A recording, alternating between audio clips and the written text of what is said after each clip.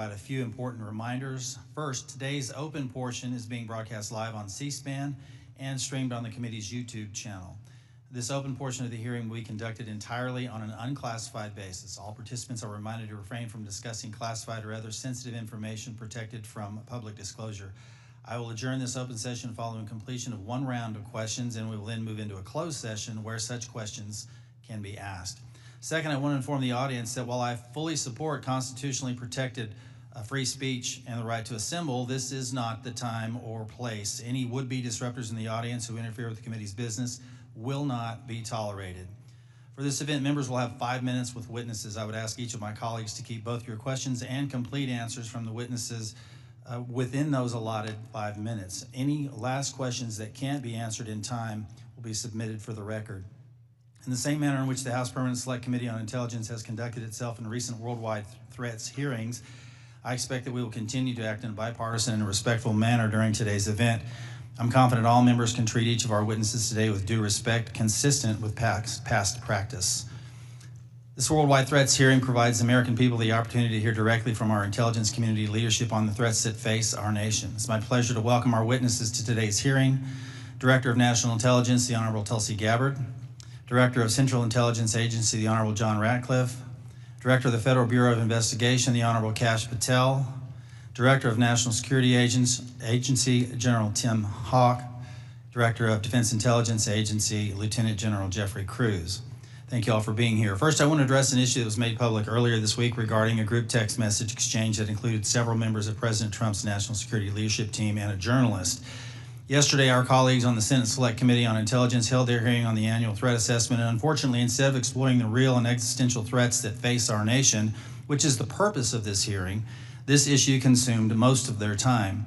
While I will address this topic further in my questions, it's my sincere hope that we use this hearing to discuss the many foreign threats facing our nation. I have deep concerns about the state of our national security. The war between Russia and Ukraine has just surpassed 3 years and now includes North Korean troops on the battlefield. Iran remains the world's largest state sponsor of terrorism, supporting terrorist organizations throughout the Middle East like Hezbollah and Hamas, fueling the latter's war with Israel and Gaza. The threat of the Chinese Communist Party, or CCP, has metastasized worldwide, expanding a robust military and espionage capability well beyond the Pacific, including here within the Western Hemisphere. The CCP's aggressiveness in operations below the level of armed conflict continues to grow. For example, they have sponsored cyber attacks against United States critical infrastructure and even recruited a New York State governor's office employee into being an undisclosed agent of the CCP. And after 4 years of a catastrophic open border policy and limited and in many cases no vetting, we have seen an explosion of illegal migrants crossing our border since 2021. In fiscal year 2024, 516 were identified to be known or suspected terrorists, 106 of whom tried to sneak into our country between ports of entry. And these are just the ones we caught of the nearly 3 million encounters recorded by Customs and Border Protection. We've also seen an ISIS-affiliated human smuggling network bringing more than 400 migrants into the United States. And this occurs through networks associated with cartels and gangs from Sinaloa to CJ&G, who present an unacceptable risk to the security of the American people. In the midst of such threats, many have understandably lost trust in the intelligence community. One reason I'm particularly concerned about is the pattern of lapses I've seen in analytic integrity and objectivity in some of the assessments provided by the IC in the last few years. From President Trump-Russia collusion fiasco to the origins of the COVID-19 pandemic to anomalous health incidents, there have been numerous instances of the IC suppressing certain reporting, using substandard reporting to support a pre-decided thesis, and failure or refusal to consider plausible alternative analyses. That, combined with many other examples of weaponized government, results in a situation where the United States is facing very real threats, while many of our citizens lack trust in those they empower to inform on or counter these threats. Look, I've been honored to serve our country for many years now, first as an explosive ordnance disposal technician in the Army, now as a representative for the 1st District of Arkansas and chairman of this committee. In my time here, I've traveled the world and met with countless IC employees, from everyday Americans doing challenging and often dangerous work of intelligence to agencies directors like yourselves. The vast majority of those people are honest, hardworking, patriotic Americans that silently and without accolades do difficult jobs, often in austere places, sacrificing time with their families and in some cases putting themselves in danger, all in order to serve the United States. These silent warriors deserve our gratitude and our respect. They do not deserve to have their reputations besmirched by poor leadership. Unfortunately, in recent years, we've seen instances of politicized, self-serving, dishonest leaders sustaining the reputation of our institutions and patriots by abusing the powers and sacred trust given to them by the American people. We have some real work to do. You in your roles as leaders of prestigious organizations and us as members of this committee charged with conducting honest and rigorous oversight must ensure that our institutions work for the American people. Those that don't uphold the stringent standards of integrity that the American people expect and deserve must be held accountable. In the instances where trust is breached, those involved must be held accountable. This will help rebuild the trust between the American people and those that serve them in the intelligence community. Today, we need you to be candid about the threats facing the United States. I have deep concerns that many threats have been downplayed or not taken seriously enough for some time, particularly in the homeland and the Western Hemisphere. I look forward to hearing your assessment. Thank you again to our witnesses for being here today, and with that, I want to yield to the distinguished ranking member, Mr. Himes, for his opening statement. Thank you, Mr. Chairman, and good morning and welcome to our witnesses. As the chairman said, this hearing is an important opportunity for our committee and the American people to hear directly from the senior leadership of the intelligence community about the threats that our nation faces. I read the unclassified report and I found a lot of continuity in the IC's assessment about critical threats to our national security compared to last year's assessment. The IC continues to see threats from our principal adversaries, China, Russia, Iran, and North Korea. I must say, though, that after these last 2 months, I'm worried that the call may be coming from inside the House. This report calls Russia, and I quote, an enduring potential threat to U.S. power, presence, and global interests. But as far as I can tell, we're now on Team Kremlin. We vote with them and against our allies in the United Nations. We humiliate President Zelensky in the Oval Office. The president's chief Russian negotiator, Steve Witkoff, is repeating Russian talking points and participating on a madcap signal chat about an attack on Yemen while inside Russia. USAID is gone, and with it, all American soft power. If I had time, I would ask the generals at this table about what it means to our national security to give up our soft power. We're no longer helping struggling nations in Africa. China, or worse, terrorists, are filling the vacuum. I wonder how many of those African countries will be named in next year's threat assessment. Thanks to DOJ, the men we paid to guard the most vicious ISIS terrorists in the world in Syria walked off the job. Do you think we'll see their names in this document next year? Elon Musk fired the people who maintain our nuclear weapons. Does that feel like a threat to you? Apparently, all of this mayhem is cheered by the President of the United States and by 20-somethings with laptops and nicknames like Big Balls. But I've been doing this for a long time, and I know that Moscow and Beijing and Tehran and Pyongyang cannot believe their luck. Now we come to learn that people in the most dangerous and sensitive jobs on the planet put extremely specific pre-decisional discussions about a military attack on signal, which could be intercepted by the Russians and the Chinese. Everyone here knows that the Russians or the Chinese could have gotten all of that information, and they could have passed it on to the Houthis, who easily could have repositioned weapons and altered their plans to knock down planes or sink ships. I think that it's by the awesome grace of God that we are not mourning dead pilots right now. The two general officers sitting at the table and the people who work for all of you know that if they had set up and participated in the signal chat, they would be gone. And they know that there's only one response to a mistake of this magnitude. You apologize, you own it, and you stop everything until you can figure out what went wrong and how it might not ever happen again.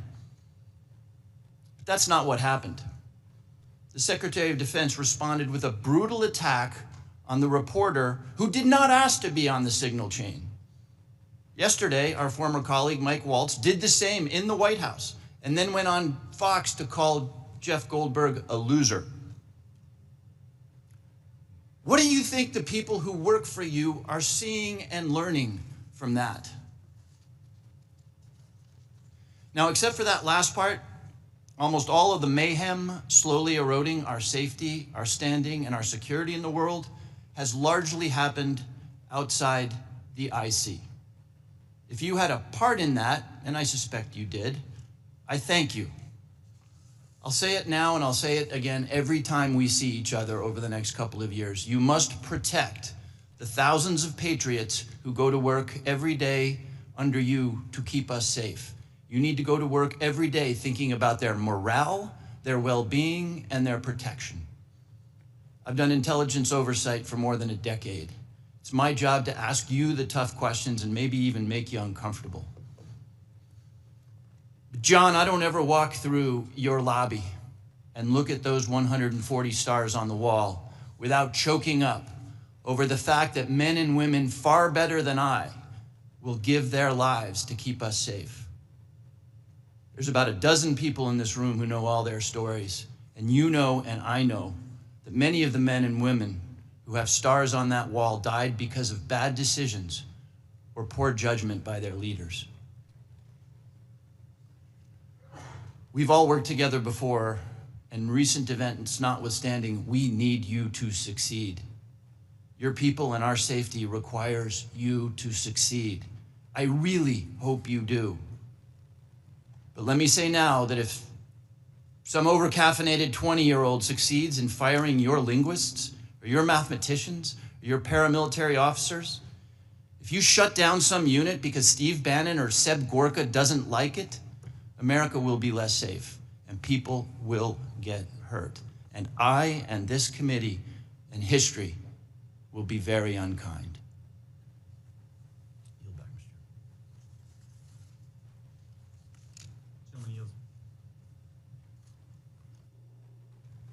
Mr. Gentleman yields. Now recognize Director Gabbard to make a statement on behalf of the intelligence community. Thank you very much, Chairman Crawford and Ranking Member Himes, members of the committee. Thank you for the opportunity for us to be here to present the 2025 Annual Threat Assessment. I'm joined here by my colleagues from the CIA, DIA, FBI, and NSA. Our testimony today offers the collective assessment of the 18 U.S. intelligence elements making up the U.S. intelligence community and draws on the intelligence collection and information available to the IC from open source and private sector and the expertise of our analysts. It evaluates what the IC assesses most threatens our people and our nation's ability to live in a peaceful, free, secure, and prosperous society. As you know very well, we face an increasingly complex threat environment that is threatening us here at home and our interests abroad. I'll begin by focusing on what most immediately and directly threatens the United States and the well-being of the American people: the non-state criminal groups and terrorists putting American lives and livelihood at risk. I'll then move on to focus on the key nation states who have the capability to threaten our security and the interests of the United States. Cartels, gangs, and other transnational criminal organizations in our part of the world are engaging in a wide array of illicit activity, from narcotics trafficking to money laundering, to smuggling of illegal immigrants and human trafficking, which endanger the health, welfare, and safety of everyday Americans. Based on our latest reporting available for the year-long period ending October 2024, cartels were largely responsible for the deaths of more than 54,000 American citizens due to synthetic opioids. Mexico-based transnational criminal organizations are the main suppliers of illicit fentanyl to the U.S. market and are quickly adapting to enforcement and regulatory pressures by using multiple sources and methods to procure precursor chemicals and equipment, primarily from China and India, many of which are dual-use chemicals used in legitimate industries. Independent fentanyl producers are also increasingly fragmenting the drug trade in Mexico. The ready availability of precursor chemicals and ease of making illicit fentanyl have enabled independent actors to increase illicit fentanyl production and smuggling operations in Mexico. Cartels are profiting from human trafficking and have likely facilitated more than 2 million illegal immigrants encountered by law enforcement at the U.S. Southwest border in 2024 alone, straining our vital resources and putting the American people at risk. Criminal groups drive much of the unrest and lawlessness in the Western Hemisphere. They also engage in extortion, weapons and human smuggling, and other illicit and dangerous revenue-seeking operations, including kidnapping for ransom, forced labor, and sex trafficking. While some of these key drivers of migrants are expected to persist, heightened U.S. border security enforcement and deportations under the Trump administration are proving to serve as a deterrent for migrants seeking to illegally cross our borders. U.S. Border Patrol apprehensions along the southwest border in January 2025 dropped 85% from the same period in 2024. Transnational Islamist extremists such as ISIS and Al-Qaeda and affiliated jihadi groups continue to pursue, enable, or inspire attacks against the United States and our citizens abroad and within the homeland to advance their ultimate objective of establishing a global Islamist caliphate. This includes heightened efforts to spread their ideology to recruit and radicalize individuals in the U.S. and the West.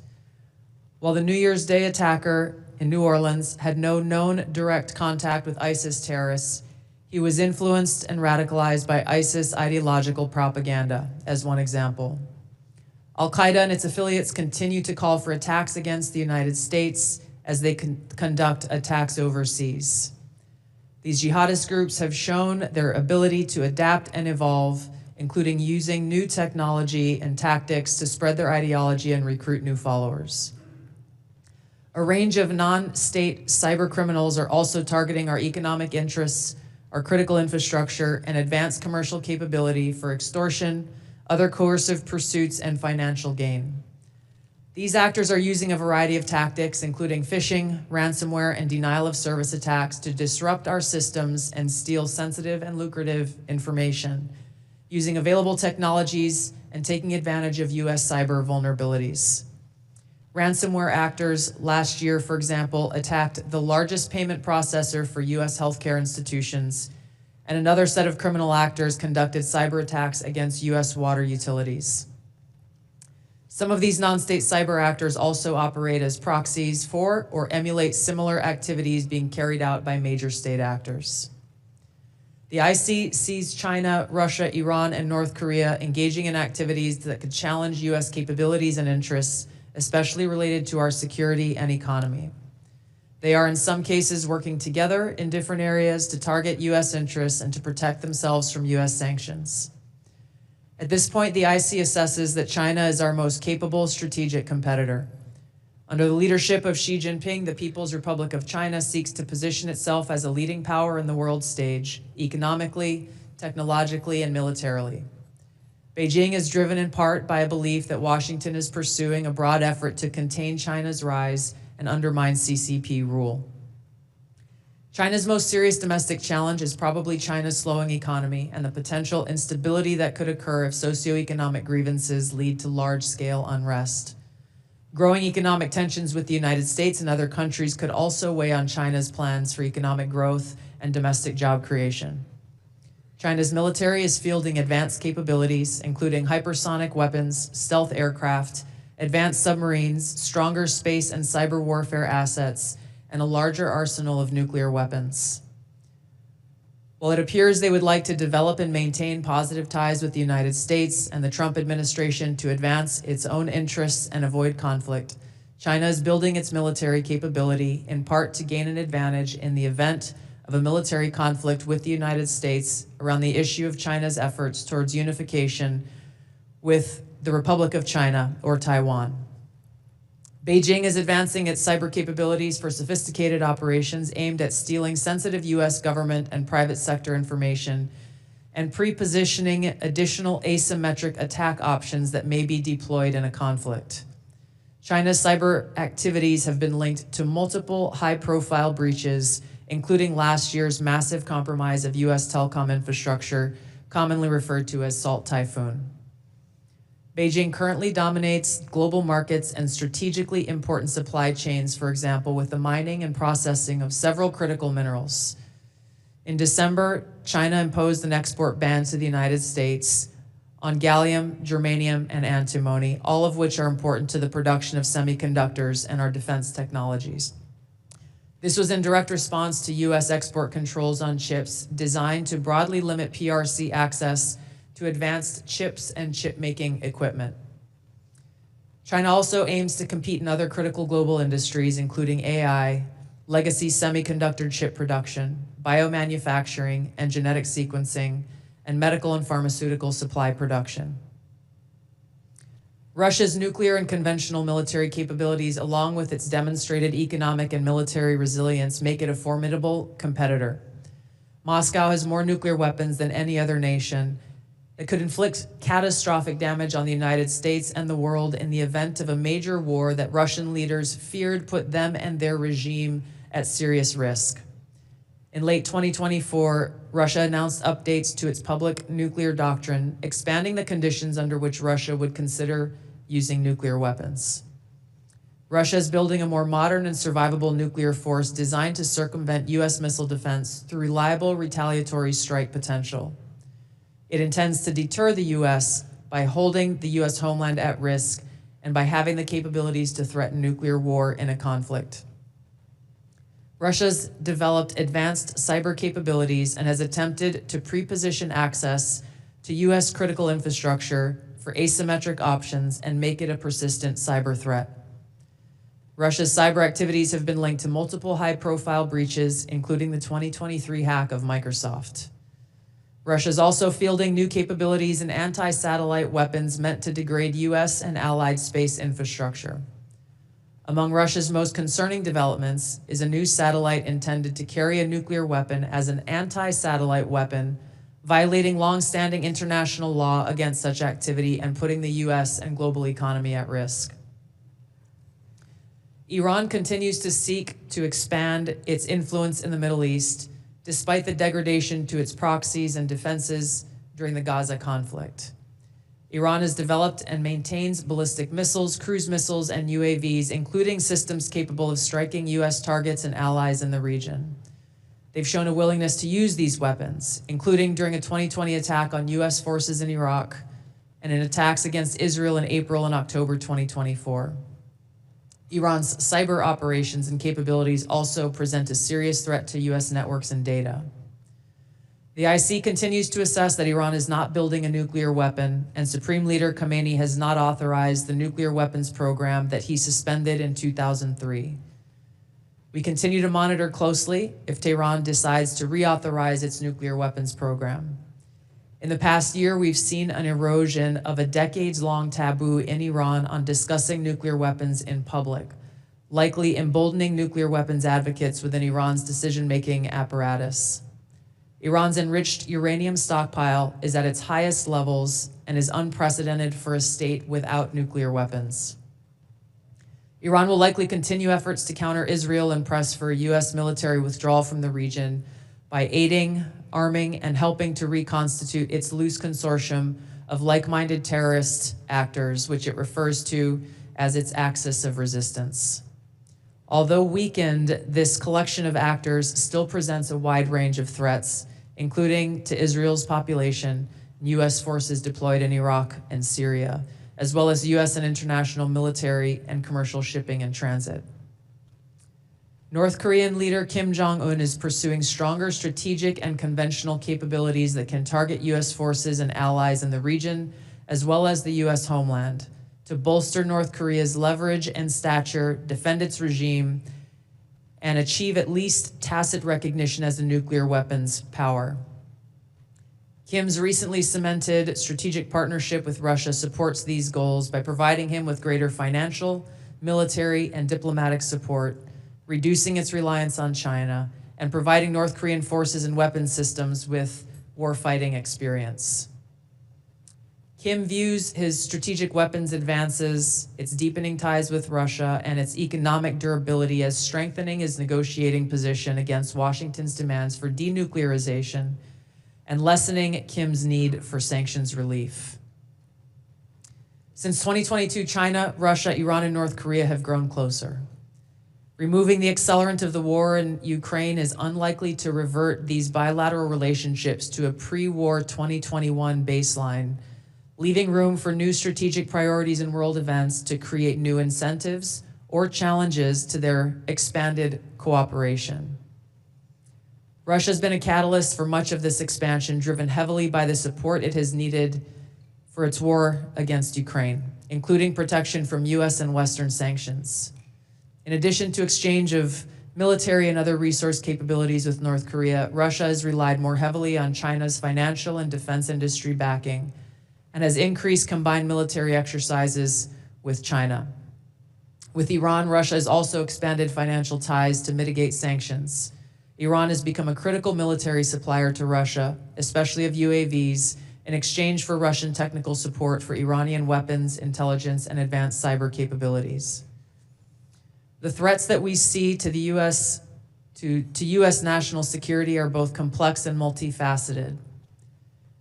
In closing, I want to address briefly the signal chat issue that I know many of you are concerned about.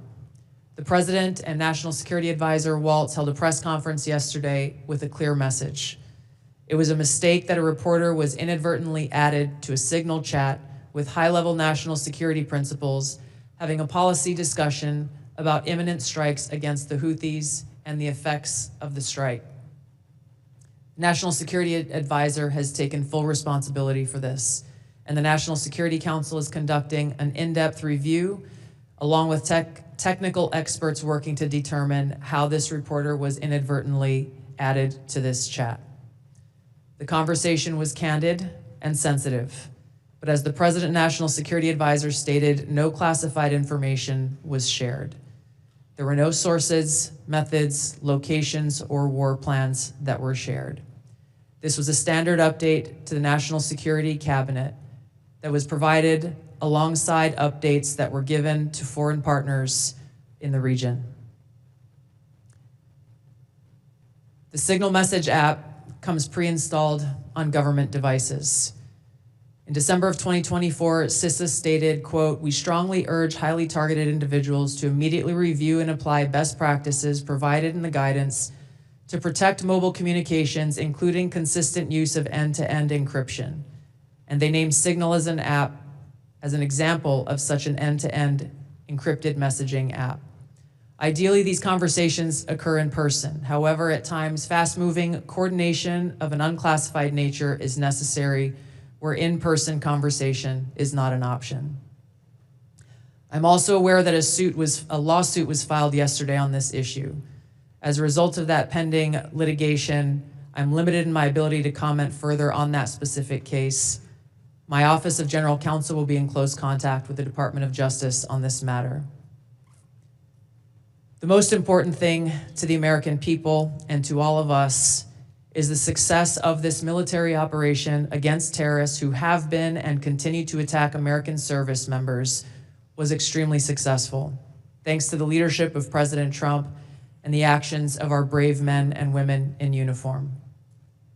As the heads of the American people's intelligence community, we will continue to provide the President, you in Congress, and our war fighters with timely, unbiased, relevant intelligence to keep our country secure, free, prosperous, and at peace. Thank you, Mr. Chairman. Thank you, Director Gabbard. We now turn to member questions. I'll recognize myself for 5 minutes. I want to talk about, before I get into the threats, I want to talk about something we've talked about in this committee and in this setting before. We've had IC agency leaders commit to complying with our document requests but not follow through. I don't know if this is due to direction from previous administration or middle management obstruction, but I find it completely unacceptable. In fact, I had to subpoena the NSA in order to cooperate with our AHI investigation last year. As you all know, it's the charge of this committee to conduct rigorous oversight, and part of that oversight is to occasionally requires us that we request documents from your organizations to enable our investigations. We cannot adequately do our jobs without your partnership and your cooperation. General Hawk and General Cruz, we had this conversation here before last year, and I'm not satisfied with your responsiveness. Therefore, I'm going to ask that question again on the record in this open setting to each of you. Do I have your unequivocal commitment to cooperating with document or other information requests from this committee, General Hawk? You do, Chairman. Thank you, General. Director Patel. You do, Mr. Chairman. Director Gabbard. Yes, Chairman. Director Ratcliffe. Yes, you do, Chairman and Ranking Member. And I want to start by saying it's good to be back. It's good to see you. And as you all know, I have a special appreciation for the work that this committee does, having previously been a member. I also understand the importance of the oversight role that it has. And so you have my full commitment and my understanding about what your responsibilities are and my obligation to keep you fully and currently informed, and I will do that. Appreciate that. General Cruz. Chairman, of course, you have our continuing support on this critically important effort for the nation. Thank you. I appreciate that. I want to turn now to something that's a topic of conversation and really needs to be, and that's our own neighborhood here in our Western Hemisphere. I mentioned in my opening statement, I'm deeply concerned about encroachment in the Western Hemisphere, not just by China, but other adversaries like Russia and Iran, from Russian military cooperation with and support to Venezuela and Nicaragua, CCP-linked companies, acquisition of critical assets in Central and South America, Iran's defense agreement with Bolivia, the establishment of a technical military cooperation commission, including Venezuela, Cuba, China, Russia, and Iran. And I could list several more alarming examples. I'm afraid we focus so much of our attention across the world that we've lost sight of our own neighborhood, leading to the anti-American regimes gaining permanent footholds within striking distance of the homeland. So Director Gabbard, to the extent that you can discuss it in this setting, what is the intelligence community's assessment of adversary encroachment in the Western Hemisphere? Thank you, Mr. Chairman. We'll be able to go into greater detail in the closed session, but the intelligence community assessment reflects what you have just detailed and outlined. The continued competition, encroachment, and investments that are occurring in the Western Hemisphere have rapidly increased and continue to pose a threat both to our economic interests and to our security. Every day there are new reports of further attempts. One just recently that came up yesterday with investments that are being made in the southeast part of the United States. Again, I'll go into this further in a closed setting, but the intelligence assessments that we are receiving are being shared with senior cabinet officials, Department of Energy, Commerce, Treasury, those who are working alongside us to not only monitor, but to determine the best policies that will protect our interests. Thank you. I want to turn to Director Patel real quick in the time that I have left. If you can flesh this out for me just a little bit. You indicated something that caught my attention in the proceeding yesterday, and that was your involvement with the Judicial Drug Task Force that you partner with at the state level, and how that has yielded positive results with regard to cartel activity. Can you put a little finer point on that to describe those partnerships in the 53 seconds we have remaining? Yeah, I'll try to be brief. Mr. Chairman, Mr. Vice Chairman, thanks for having us, Ranking Member.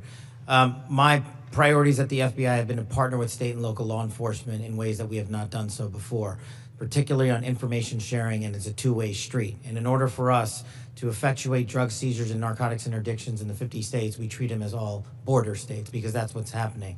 We have an American citizen die of a drug overdose every 7 minutes. That is wildly out of control and unacceptable. But the FBI cannot do that mandate and secure the American people from Washington, D.C. So we're putting resources in the field. We were working with our partners at the state and local level, and we are seeing immediate results, as we are seeing in Arkansas, as I outlined yesterday, with hundreds of arrests, thousands of pounds of narcotics seized, dozens of weapons, and multiple indictments. Thank you, Director. I'm going to yield and recognize Ranking Member Himes for 5 minutes. Thank you, Mr. Chairman. If there's something I care as much about as the national security of the United States, it's the powers and prerogatives of this Congress and its oversight duties. So I want to spend a minute or so on yesterday's testimony in front of the Senate and direct these questions in particular to Director Patel and Director Gabbard. Yesterday, Senator Heinrich asked, did this conversation, referring to the signal chat, include information on weapons packages, targets, or timing? Director Patel, you said not that I'm aware of. Director Gabbard, you said same answer. This morning we learned that the signal chat included the following update, forward-looking update from the Secretary of Defense. Time now, 11:44 Eastern Time. Weather is favorable. Just confirmed with CENTCOM. We are go for mission launch. 12:15 Eastern Time. F-18 launch. First strike package. 13:45 trigger-based F-18. First strike window starts. Target terrorist is at his known location, so should be on time. Also, strike drones launch. MQ-9s. 14:10. More F-18s launch. Second strike package. Do either of the directors want to reflect on their testimony yesterday in the context of what I just read? Sure. One, I was not on that signal chat. Two, I have not reviewed it. And three, as you just indicated, that was made public this morning. But Director, you didn't prior to yesterday's Senate. You were on this. You were on the signal chat, correct? No. Okay, but did you review the material on the signal chat? No, I wasn't on it. Director Gabbard? Yes, Ranking Member. My answer yesterday was based on my recollection, or the lack thereof, on the details that were posted there. I was not, and what was shared today reflects the fact that I was not directly involved with that part of the signal chat, and replied at the end reflecting the effects, the very brief effects that the National Security Advisor had shared. So it's your testimony that less than 2 weeks ago, you were on a signal chat that had all of this information about F-18s and MQ-9 Reapers and targets on strike, and you in that 2-week period simply forgot that that was there. That's your testimony? My testimony is I did not recall the exact details of what was included there. That was not your testimony. Your testimony was that you were not aware of anything related to weapons packages, targets, and timing. As the testimony yesterday continued on, there were further questions related to that, where I acknowledged that there was conversation about weapons, and I don't remember the exact wording that I used, but I did not recall the specific details that were included. Director Gabbard, you've reasserted that there was no classified information. I think we can all agree that that information shouldn't have been out there. But let me ask you this. Are you familiar with the DNI's classification guidance? I'm familiar I've with actually it. got a copy right here. If I read you a part of that guidance, I wonder if you could tell me what the level of classification indicated is. I'm reading from your classification guidance. And the criteria is information providing indication or advance warning that the U.S. or its allies are preparing an attack. Do you recall what your own guidance would suggest that be classified? I don't have the specifics in front of me, but it would point to what was shared would fall under the DoD's classification system and the Secretary of Defense's authority. So let me help you, because there's a very clear answer. And what is not. I guess you don't have it, but information providing, this is the ODNI guidance, information providing indication or advance warning that the U.S. or its allies are preparing an attack should be classified as top secret. Do you disagree with that? I don't disagree with that. I just point out that the DoD classification guidance is separate from the ODNI's classification guidance. Do you think it would be materially different? Ultimately, the Secretary of Defense holds the authority to classify or declassify. Do you think it's likely that DoD guidance is materially different from what I just read? I haven't reviewed the DoD guidance, so I can't comment.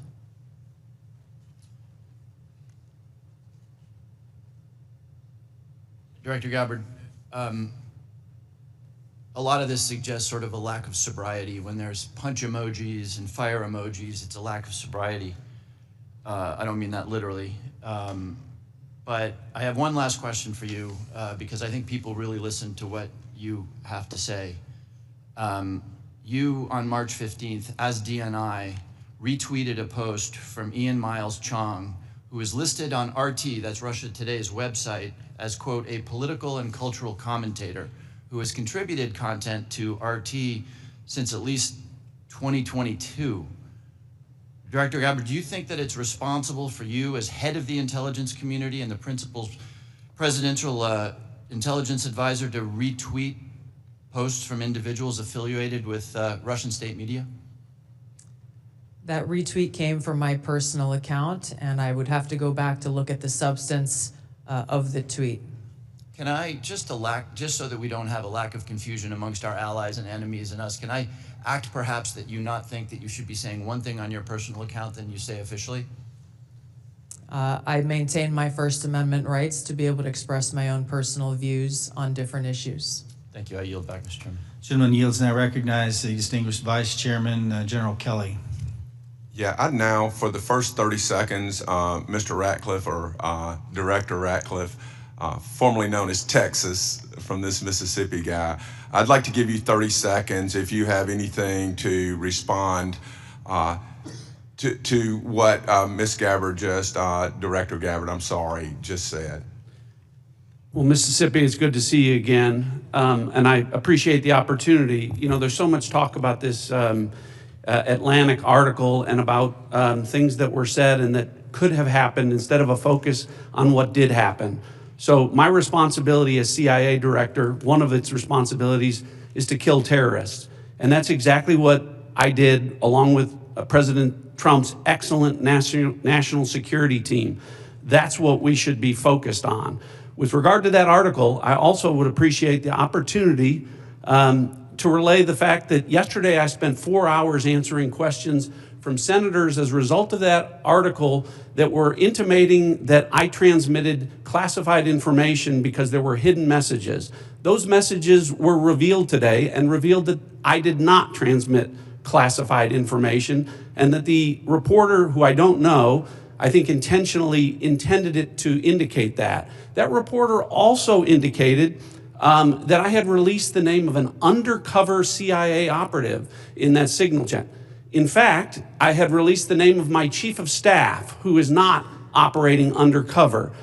That was deliberately false and misleading, and I appreciate the opportunity to reflect that my answers haven't changed. I used an appropriate channel to communicate sensitive information.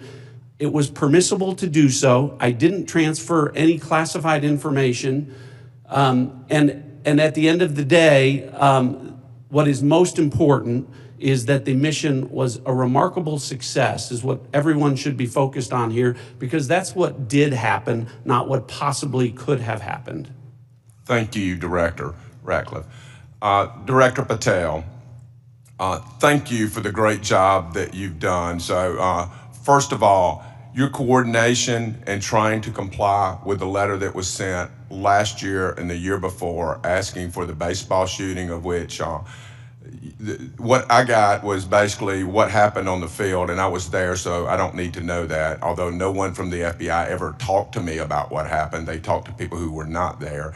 But I appreciate your commitment to getting us the full unredacted report, or the redactions are to protect innocent people who are not part of the process, not the people who made decisions to classify that as suicide by a cop as opposed to an assassination attempt of many members of Congress, of which I was one. Thank you for your commitment, Director Patel, because I know that you will give us what we have asked for so that we can put this to rest, Mr. Winstrup, myself, and several others. Can I get your commitment to do that, Director Patel? In fact, I just got an update, Mr. Vice Chairman, from my team. You'll have all of those materials to you and your committee by the close of business today, or at the latest tomorrow morning. And just really quickly, Director Ratcliffe, and I don't want to go over time. I think it's so important for everybody to have their time.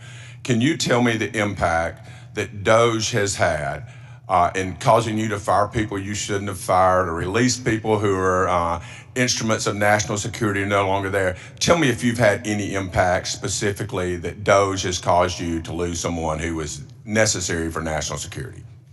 Given the fact that as of this date, no one from DOGE has been on the CIA campus, and I've had no direct communication with DOGE other than conversations with Elon Musk at cabinet meetings, I would say the impact is zero.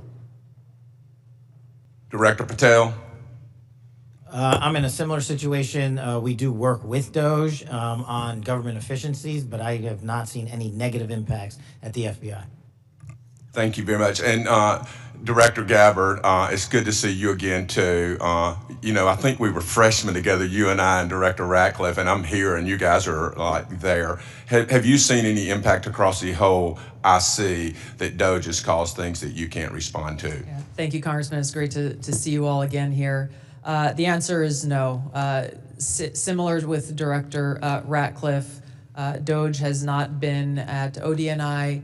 The President understands the essential national security mission that we have, and we are going through our own internal assessments to ensure we're achieving the effects in an efficient way that is responsible to the American taxpayer.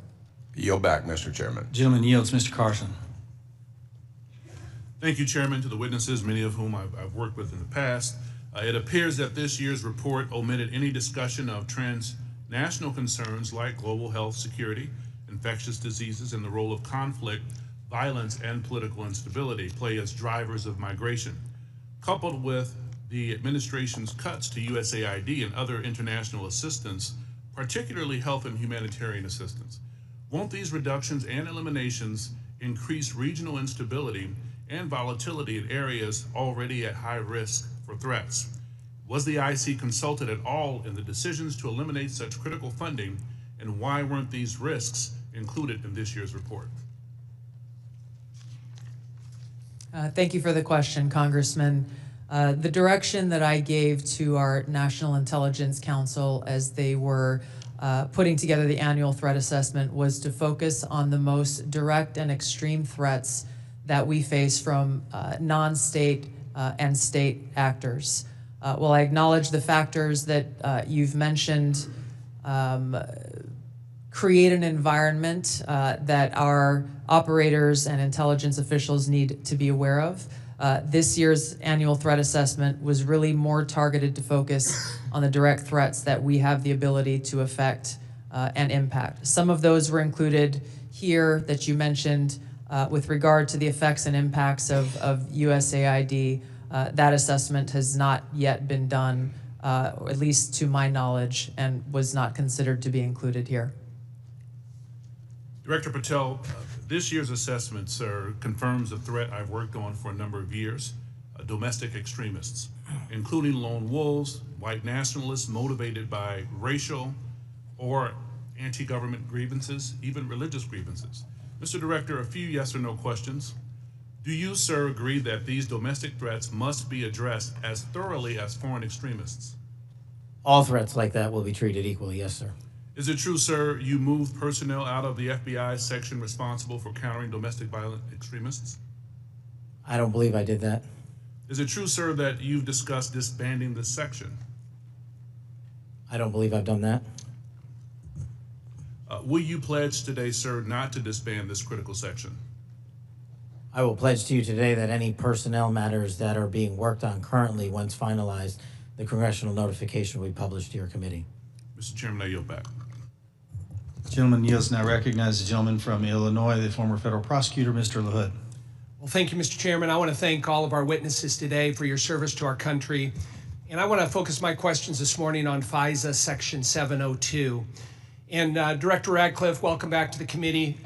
In your confirmation hearing before the Senate, you were asked extensively about FISA and Section 702, and I think laid out a compelling narrative on how, as you described it, quote, how indispensable it is to national security.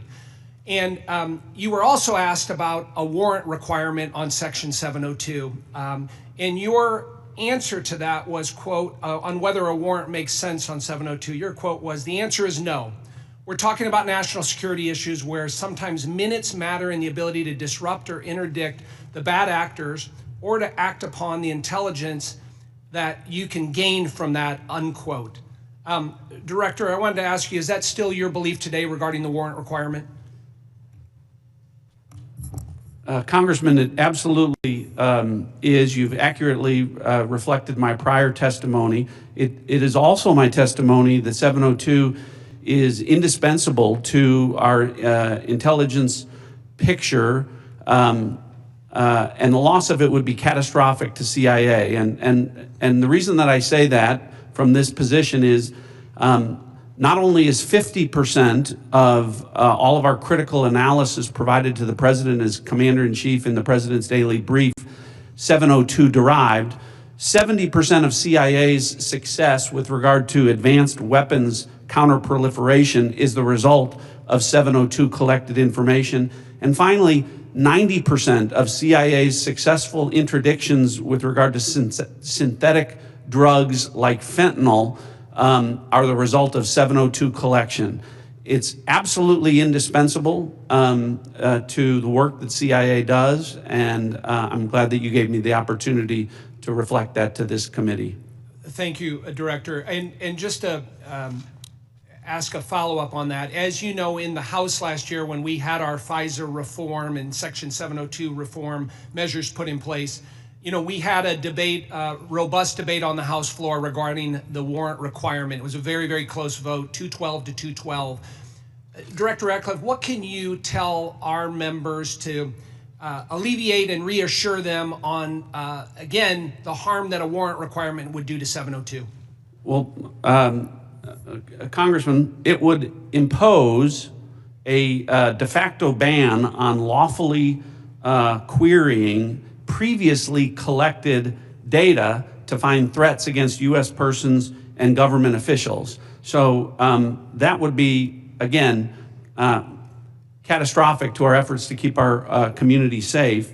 And I would also point out, because I know that these are legitimate concerns with regard when we talk about FISA and 702 specifically, everyone on this committee recalls that when I was a member, I also called out FISA abuses when they occurred. And I don't want there to be any violation of Americans' civil liberties and Fourth Amendment rights. But I would point to the CIA's frankly impeccable record of compliance, and we can talk about that more in a closed session. Thank you, Director. Director Patel, I want to turn to you. Similar in your Senate confirmation, you were asked extensively about 702. And as you know, in our bill that we passed last year, we put lots of reforms and changes and protocols in place for the FBI. And I know that you're supportive of many of those. Specifically on the impracticalities of a warrant requirement on 702, you were quoted as saying, when you were asked about it, it is almost impossible to make that function of the warrant requirement work and to serve the national no-fail mission. Is that still your testimony here today? It's great to see you, Congressman, and yes, that's my testimony. Thank you. As you know, the reforms that we put in place were significant, requiring the FBI personnel to get a supervisor or attorney approval to conduct U.S. person inquiries, requiring high-level approvals up to the FBI deputy director level before certain queries are conducted on U.S. elected or appointed officials, candidates, or media personnel, requiring the Department of Justice to audit all U.S. person queries performed by the FBI within 6 months of each, of 6 months of each query, reducing the number of FBI personnel who have the ability to query. Can you talk about the current implementation of those reforms and how that's going, Director Patel? Absolutely. With probably the most recent one, in terms of 702 query reviews, we only have about 200 left when it comes to U.S. persons, and we will promulgate those findings to you. But as of today, of all the U.S. persons queried in the 702 databases, there's only been one instance of negligent conduct. We have already implemented limited access to those who actually know how to use the FISA process in 702, and we have implemented a direct reporting structure to the Office of Director and the Deputy Director to make sure that anyone, whether it's intentional or unintentional, abuses the 702 query system is brought to our attention immediately, and we will take that on for action directly. And in terms of piggybacking off Director Ratcliffe's, the public defender in me realizes the importance of constitutional due process more than anyone. The staffer in me from the House Intelligence Committee may be the only person who has worked more on FISA reform and exposing FISA abuse in modern congressional history. And the terrorism prosecutor in me and the JSOC civilian in me tells me that we cannot do away with 702 or FISA Title I and Title III, but we can work with you and your committee to make it better. I don't know all those ideas. I don't have all those answers, but you have my commitment that we will use it appropriately going forward. Thank you, Director. I yield back. The gentleman yields. Mr. Castro. Thank you, Chairman. Tulsi, you and I came into the Congress together in 2013.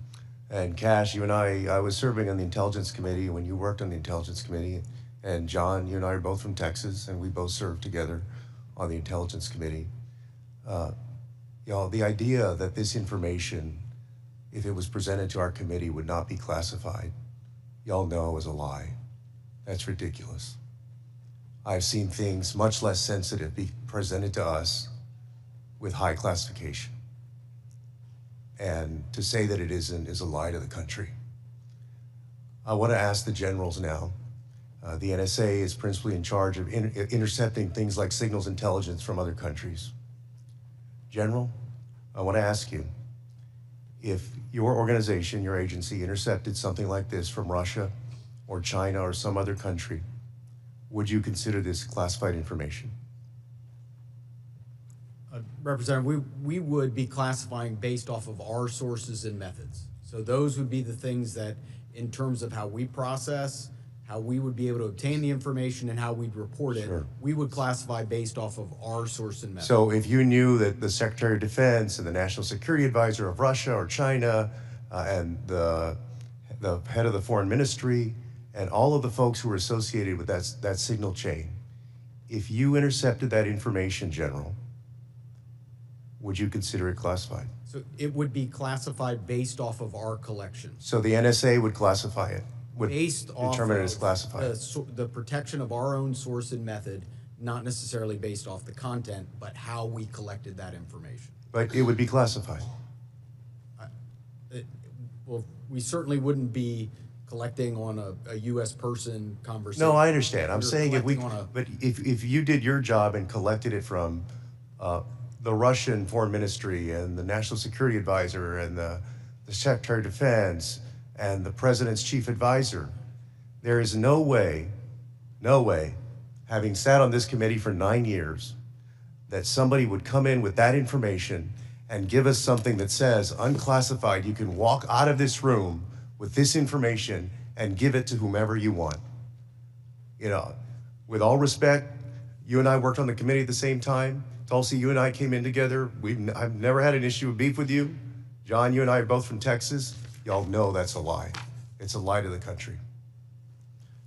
I want to ask about the Alien Enemies Act really quick while I have time. The president has used the Alien Enemies Act, a wartime authority last used to detain German and Japanese nationals during World War II, to summarily deport people accused of being members of the Venezuelan gang Tren de Agua. To invoke this law, the president must demonstrate that the United States is under invasion by a foreign nation or government. They have alleged that we are under invasion by the Venezuelan government. The idea that we are at war with Venezuela would come as a surprise to most Americans. The unclassified version of the annual threat assessment the intelligence community just released makes no mention of any invasion or war that we are fighting with the nation of Venezuela. You would think our nation being at war would merit at least a small reference in this threat assessment. And Director Ratcliffe, does the intelligence community assess that we are currently at war or being invaded by the nation of Venezuela? We have no assessment that says that. Thank you.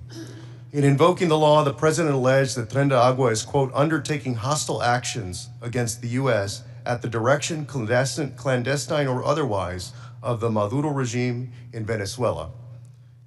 Director Gabbard, does the intelligence community assess that the Venezuelan government is directing Tren de Agua's hostile actions against the United States? There are varied assessments that came from different intelligence community elements. I'll defer to Director Patel to speak specifically to the FBI assessment.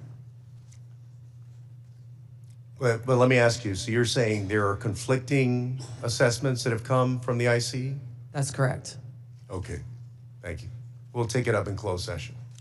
All right. You know, your threat assessment makes issue of, highlights fentanyl trafficking as a top threat to the United States, yet support for law enforcement cooperation with Mexico has been put on hold, and there's been a threat of invasion to Mexico by the United States. You assess that Russia's advanced cyber capabilities make it a persistent counterintelligence cyber threat, yet the administration shut down the unit at the Cybersecurity Infrastructure Agency tasked with stopping Russian cyber attacks. There are so many other ways that the actions of this administration have contradicted this threat assessment, and the administration is making the world and the United States more dangerous. I yield back. Gentleman yields. Gentleman from Pennsylvania, Mr. Fitzpatrick. Thank you, Chairman Crawford. Thank you to all of our witnesses for being here. I look forward to working with each and every one of you to keep our country and our planet safe. I wanted to carry on the topic of Section 702 reauthorization. Representative LaHood and I did a lot of work on this over the past 2 years. As you all know, last Congress, this committee worked in a bipartisan manner to advance the reauthorization of what most of us, if not all, deem to be our country's single most important national security tool. The result was what was titled the Reforming Intelligence and Securing America Act, which not only reauthorized Section 702, but equally important, it provided necessary reforms to our intelligence community in an effort to address past abuses. This was the largest single reform of the FBI and the IC in a generation, making sure that there are appropriate compliance guardrails that enhance accountability while still protecting the critical tools necessary for our nation's security. Just to name a few, in 2009, Section 702 protected our nation from an attack by an al-Qaeda member who intended to detonate explosives in the Manhattan subway lines. In 2014, Section 702 helped prevent attacks by assisting in the removal of ISIS leader Haji Imam. In 2022, Section 702 contributed to the U.S. government's operation against the last remaining 9/11 architect, Ayman al-Zawahiri. And as we saw in the horrendous attacks of October 7th, an attack on the people of Israel, where Hamas killed over 1,200 innocent civilians, intelligence collection is essential to the safety and security of our population. We must never, ever see another attack the likes of 9/11, especially as a result of a self-inflicted intelligence failure. Not reauthorizing the use of this authority in this coming year would intentionally and willingly put the United States at a disadvantage against actors who seek our destruction. Representative LaHood touched on the warrant requirement. As you all know, that is really the linchpin here. And I think it's abundantly clear for members of this committee, members of this Congress, and for members of our intelligence committee to understand that a warrant requirement is on the collection of data. A warrant requirement cannot apply to the querying of already lawfully collected data. To follow that theory to its logical extreme would be to say that a police department who has an evidence locker containing lawfully collected data has to get a warrant to re-enter that evidence locker. It'd be akin to say to a police officer they cannot run a license plate, which is querying off of lawfully collected Department of Transportation data without getting a warrant. It would shut down the courts, it would shut down law enforcement, it would make our country much less safe. So I want to ask Director Patel, Director Ratcliffe, I want to yield the floor to you as we will be working with all of you, particularly your two agencies on reauthorization, to share your thoughts.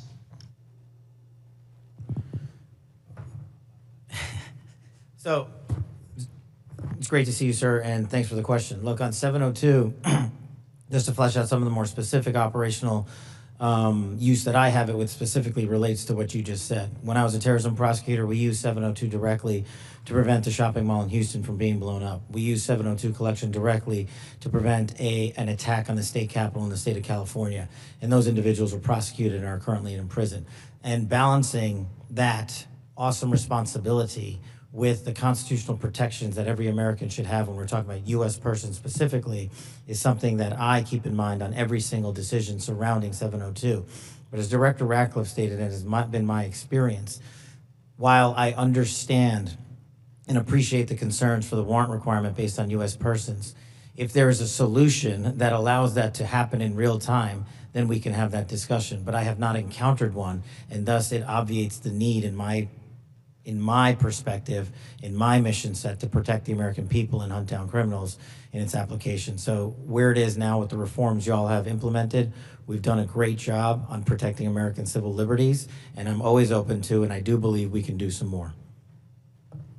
Director Ratcliffe. Good to see you again, Congressman.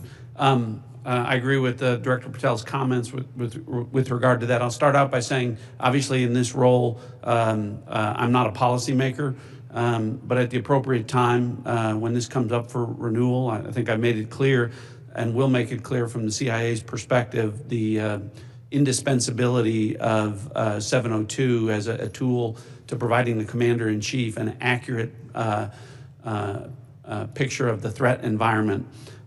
You mentioned some examples of 702 success. When we get into the classified session, later this afternoon. I have some further examples of 702 success that we can talk about, and I think that reflects my position. Thank you all. I yield back. The gentleman yields. Mr. Krishnamurthy. Good morning. Thank you, Mr. Chair, and thank you to our witnesses for coming. Thank you for your service. Director Gabbard, you said no classified information was included in the signal chat, correct? That's correct. And President Trump also said there was no classified information in the signal chat. And Secretary Hegseth said nobody was texting war plans. There was absolutely no classified info in that chat. Lieutenant General Cruz, I'd like to talk to you about a couple things real quick. Executive Order 13526, Section 1.4a. This is the Trump administration's executive order with regard to classified information. It says, information shall be classified if its unauthorized disclosure could reasonably be expected to cause damage to national security, including military plans, weapon systems, or operations. You don't disagree that that's accurately quoted, right? That's an accurate quote from the executive order. And DOD 5200.01, this is the DOD's manual on classification, says, quote, information shall be classified if its unauthorized disclosure could reasonably be expected to cause describable damage to national security. This includes military plans, weapon systems, or operations. You don't disagree that I quoted that accurately, right? That's also an accurate quote. Can I show you I'd like to show you the text that Secretary Hegseth actually published to the world. Now, Lieutenant General Cruz, as Ranking Member Himes said, it says, time now, weather is favorable, just confirmed with CENTCOM, we are a go for mission launch. Then it says at 12:15 Eastern, F-18's launch, first strike package. F-18s are military systems, correct? Weapon systems. They are. Okay. 13:45, trigger-based F-18 first strike window starts. Target terrorist is at his known location, so should be on time. Also, strike drones launch, MQ-9s. MQ-9s is a weapon system, correct? They are. Okay. I think applying the executive order as well as the DOD manual to this fact pattern, we clearly have weapon systems that have been identified. That is classified information. Now, the reason why it's important that this information not be disclosed is that we don't want the adversaries to know what's about to happen, right, sir? Well, I would draw a small distinction there. You referenced and asked if that platform, those two platforms are weapon systems. They are, but those terms are used all across the globe in a lot of contexts. So it's really about how they're used in the context of this particular document. I just want to clarify that the use of those terms, I understand. Yeah. In this situation, those are operational details. They are operational details, but again, as you quoted the DOD instruction, it's about operations. So as you further go down into what are the operational details, I think as we had a discussion yesterday, the important aspect, I think all of us are very familiar. This is classified information. This is classified information. It's a weapon system as well as sequence of strikes as well as details about the operations. And so I think that just piggybacking off of what some other members have said, using the DOD's manual as well as the executive order in operation today with the Trump administration, this text message is clearly classified information. Secretary Hegseth has disclosed military plans as well as classified information. He needs to resign immediately. He needs to resign immediately, and a full investigation needs to be undertaken with regard to whether other similar signal chats are occurring in this administration. I'd like to turn my attention to another topic. Director Patel, according to the DOJ, in 2022, the FBI led Joint Terrorism Task Force, JTTF, in my hometown of Chicago, valiantly led efforts to prevent a plot to attack Naval Station Great Lakes in Illinois. You don't dispute that, do you, sir? I'm not familiar with it, but I don't dispute what you're telling me. Thank you. A memo obtained by ABC7 News of Chicago said that this task force will now be, quote, actively supporting, close quote, the Department of Homeland Security and its immigration enforcement. You don't dispute that either, do you? I'm just not familiar with it, sir. Okay. Sir, I just have to say, the DOJ has now tasked JTTFs to shift some resources to immigration enforcement efforts. And I don't say this lightly, if there's a terrorist attack anywhere in the country, including in Chicago, and it was because the JTTFs in part shifted resources, they'll be held to pay. Thank you, sir. Gentleman's time's expired. Gentleman from Georgia, Mr. Scott. Thank you, Mr. Chairman. Director Gabbard, was the target terrorist named in the text, or was it simply referred to as target terrorist? The target was not named. Thank you. Was the location named? Congressman, no locations were named. Thank you. Director Patel, there was a specific accusation made about how close we are working with Mexico currently. My understanding, and I want to congratulate you on this, and I think it shows a shift of focus at the FBI since you've taken over to what it should have been doing all along, which is chasing the 10 most wanted that are threatening our country. My understanding is that 2 of the 3 were actually arrested in Mexico and are being extradited back to the United States. Is that correct? Yes, sir. We have been working. One of the first meetings I took as FBI director was my counterpart, Secretary Farouche in Mexico. And subsequent to that, we have repaid or extradited or expelled from Mexico 2 top 10 of the FBI's most wanted list and 33 other criminals. Well, it sounds to me like we're working closer with them today than we have in the last several years, and that the focus of the FBI has shifted to actually protecting American citizens instead of arresting pro-life protesters. Our mission is to find violent criminals wherever they are, and if they're in Mexico, we're going to get them. Thank you, and I appreciate you, and I appreciate the change in the focus of the FBI. I want to talk with you a little bit about the counterintelligence threats, one of which was an active duty U.S. Army soldier charged with conspiring to transmit national defense information to individuals located in China. What can you say in this setting, or can you briefly explain your work with interagency partners to identify and neutralize counterintelligence threats in the United States around this example? For me, sir? Yes, sir. So generally speaking, on counterintelligence and countering espionage, whether it's from adversaries like the CCP, Russia, Iran, or otherwise, we have prioritized them as an equally violent criminal enterprise seeking to do harm to our critical infrastructure and also to exploit and steal our data, whether it's government or private personnel. And so we have expanded our resources into them and working with the interagency to make it a priority. Okay, thank you. I want to move on to the issue of the threshold of parole under the previous administration and the number of illegal immigrants that have come into this country, including people with known membership in terrorist groups. For those individuals that pose a risk and that we have captured and are being deported, are we sharing the biometric and biographic information with our allies to mitigate their ability to relocate or operate abroad?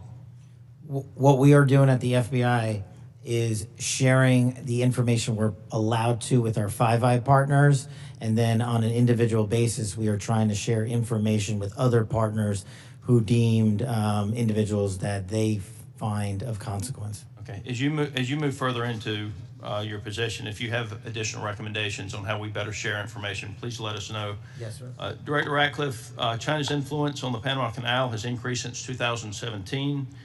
Panama became the first Latin American country to sign on to China's Belt and Road Initiative.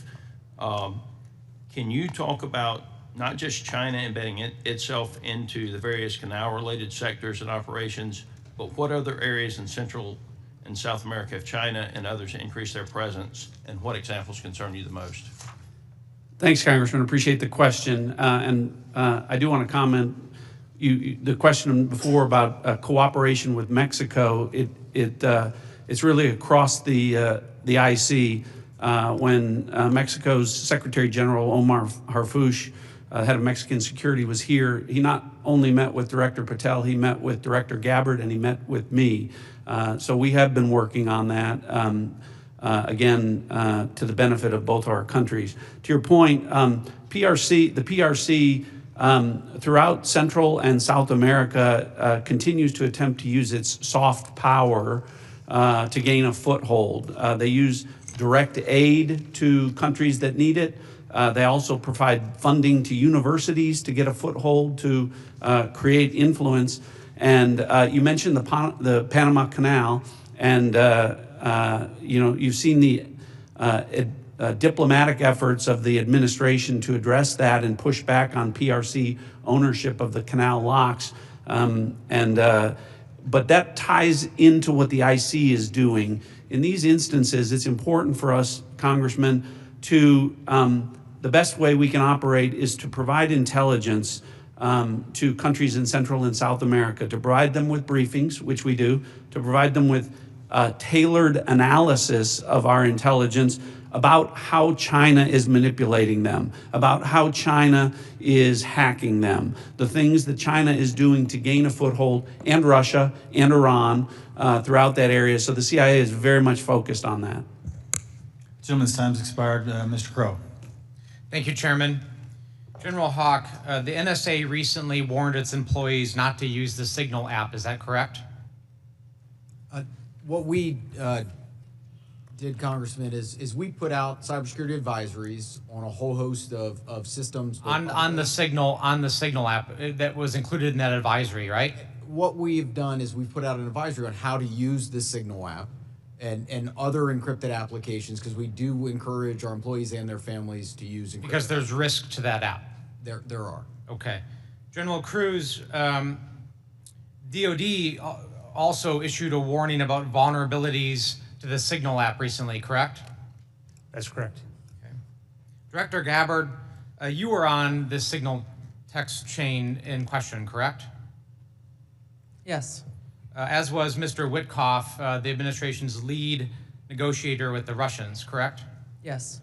And at the time, Mr. Witkoff was actually in Russia during this chat discussion, was he not? I was not aware of that. Was he on his personal phone at the time? I don't know. Well, it's my understanding that he was indeed in Russia. Director Gabbard, you were also traveling during this discussion, correct? Yes. And where were you? I was traveling through the Asia-Pacific region. I don't recall which country I was in at that time. You don't remember the country? I'd have to go back and look at the schedule. Director Gabbard, I want to direct your attention again to the text chain where it says, just confirmed with CENTCOM, we are a go for mission launch. Does that indicate to you that there is about to be a military operation? Yes. Director Gabbard, earlier in this hearing, we heard about the DOD's classification standards. I want to now turn my attention to your classification standards. You're the Director of National Intelligence. The Office of the Director of National Intelligence classification guide says, quote, information providing indication or advance warning that the U.S. or its allies are preparing for an attack, end quote, is to be classified as top secret. Are you familiar with that? Yes. Director Gabbard, have the Houthis indicated an ability to shoot down American aircraft? Yes. They have in fact done so, haven't they? Yes. Including MQ-9 Reapers, haven't they? That's correct. And that was one of the systems used in the attack recently that's the subject of this discussion, is it not? Correct. General Cruz, are you familiar with this system? I'm not wearing my glasses at the moment, but... Well, I'll help you out. This is an SA-3 anti-aircraft system. Correct.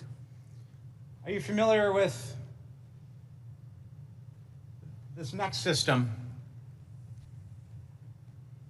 I am. What is it?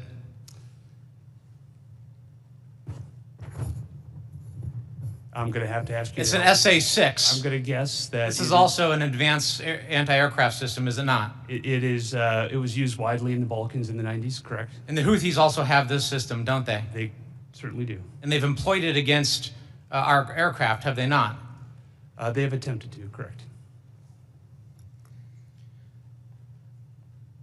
I spent my life in service to this country. I deployed 3 times to combat in service to this nation. I learned in that time in service that responsibility is core to leadership. You accept responsibility when things go wrong. You admit mistakes. You set the standard from the very top. It is completely outrageous to me that administration officials come before us today with impunity, no acceptance of responsibility, excuse after excuse after excuse, while we send our men and women downrange to do incredibly difficult, incredibly dangerous things on our behalf. And yet, nobody is willing to come to us and say this was wrong. This was a breach of security and we won't do it again. It is outrageous and it is a leadership failure.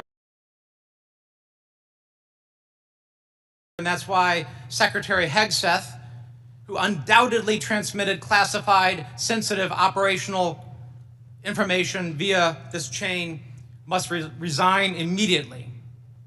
There can be no fixes, there can be no corrections until there is accountability, and I'm calling on the administration to move forward with accountability. I yield back. Gentleman yields. Gentleman from Texas, Mr. Crenshaw. Thank you, Mr. Chairman. Thank you all for being here. Good to see many of you again, and thank you for enduring 2 long days. I will note I always use fire emojis when I see terrorists getting killed. And I want to talk about cartels. This is a subject that is near and dear to my heart. I've been investigating it thoroughly for the last couple of years, and I'm glad to see that it's mentioned in all of your opening statements. I mentioned it at the very beginning of the threat assessment. There's a lot to work on here. One of our task force, we had a cartel task force in Congress. One of our key findings was that there needs to be a centralized, maybe call it authority or maybe call it office, maybe call it cartel czar within the administration that actually coordinates all the very different aspects of fighting this battle. Has anything like that been talked about? I'll go to you, Ms. Director Gabbard. Thank you, Congressman. It's good to see you again. This is very much central to the conversations and planning and execution of the president's focus on targeting the cartels and the threats that they pose to the American people. Homeland security task forces are being set up that include across the government integration.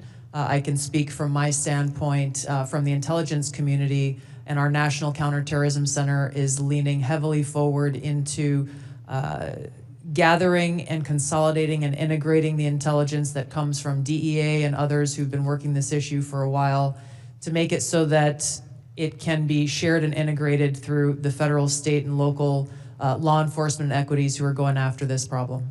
Yeah, we'll talk a lot more about that exact thing in closed session, but at a higher level, our recommendation is there needs to be someone at a much higher level that coordinates state, DOD, CIA, FBI, Homeland. It's a massive problem, one I'm all too familiar with. Director Patel, the FBI is tasked with working foreign corruption charges. In the past administration, the FBI told me they actually don't focus on Mexico very much. Because now, in their defense, they say the reason is because they won't get anything out of it, because they don't have a cooperative government to work with. I think a lot has changed.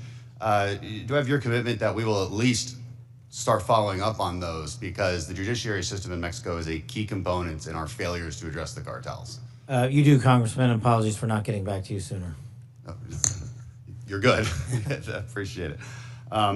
I also want to ask you that the FBI has disrupted an alarming number of terrorist attacks in the last 2 years.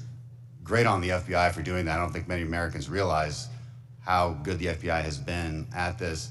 But this also gets to the conversation earlier about FISA 702. One of the main arguments I wanted to argue with my colleagues on this was, when you have a warrant process for the query, what you will fail to do is connect the dots between the domestic and the international threat, and those connections are there, as we see all the time.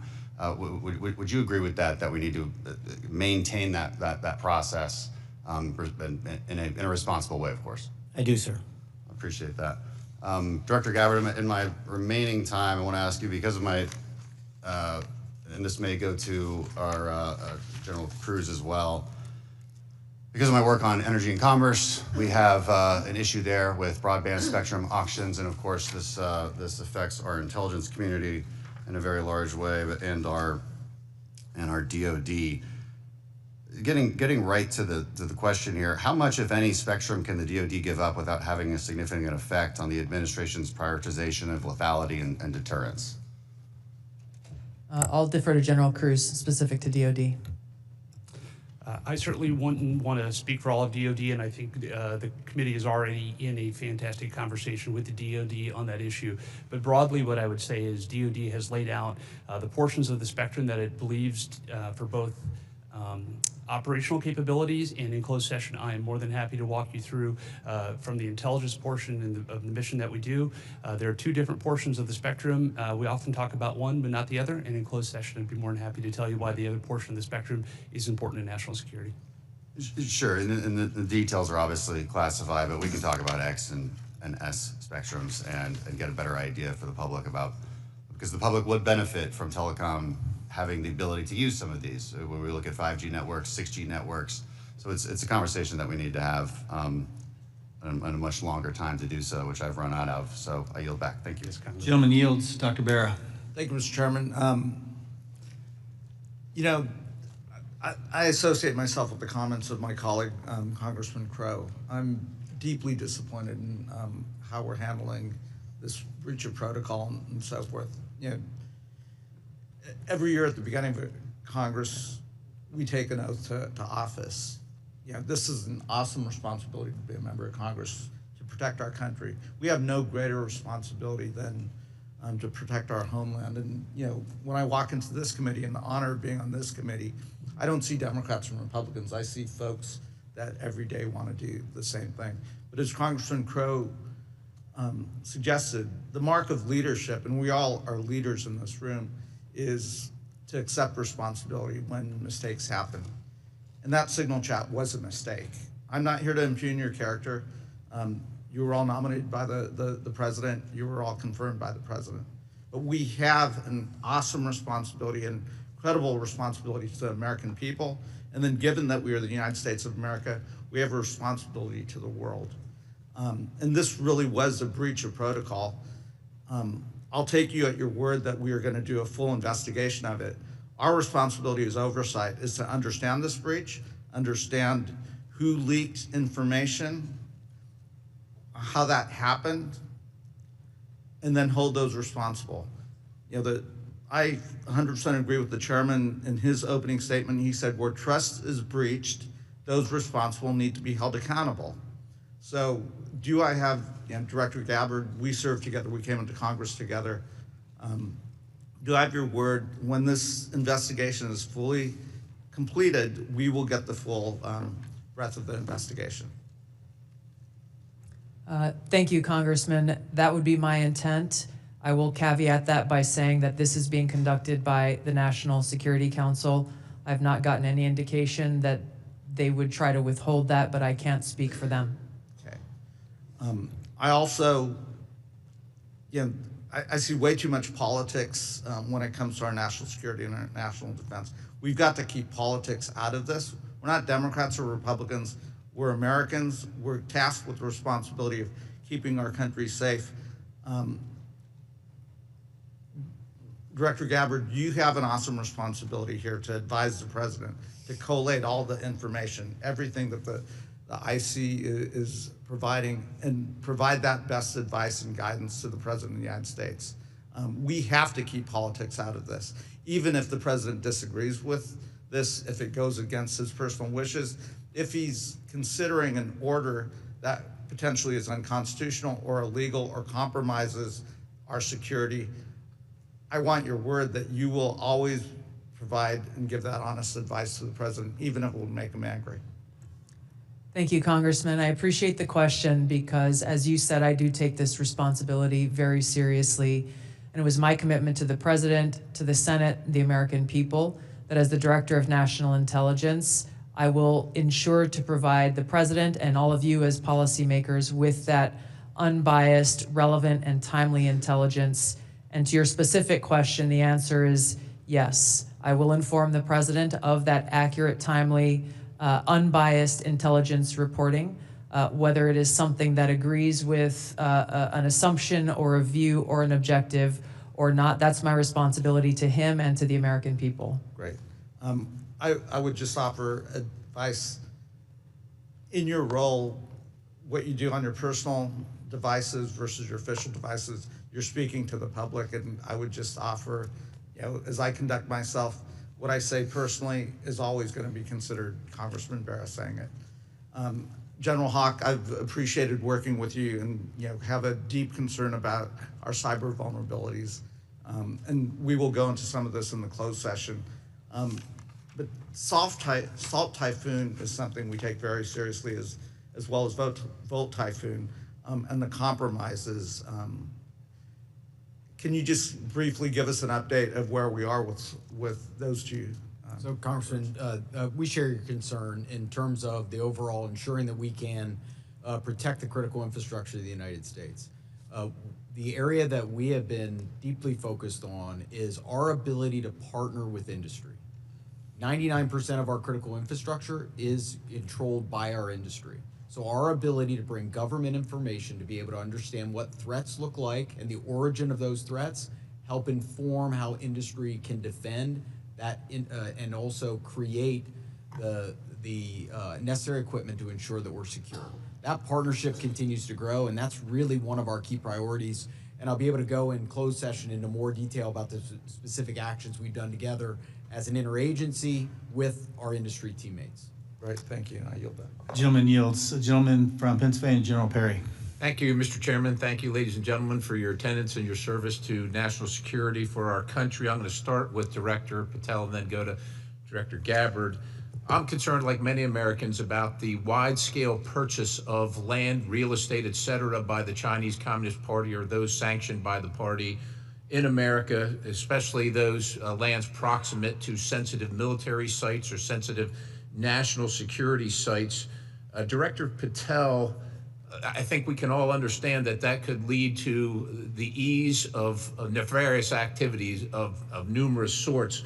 What do you think should be our posture or our policy from a national security standpoint regarding the purchases of these land and the ownership, occupation, utilization, et cetera, by the Communist Party sanctioned use?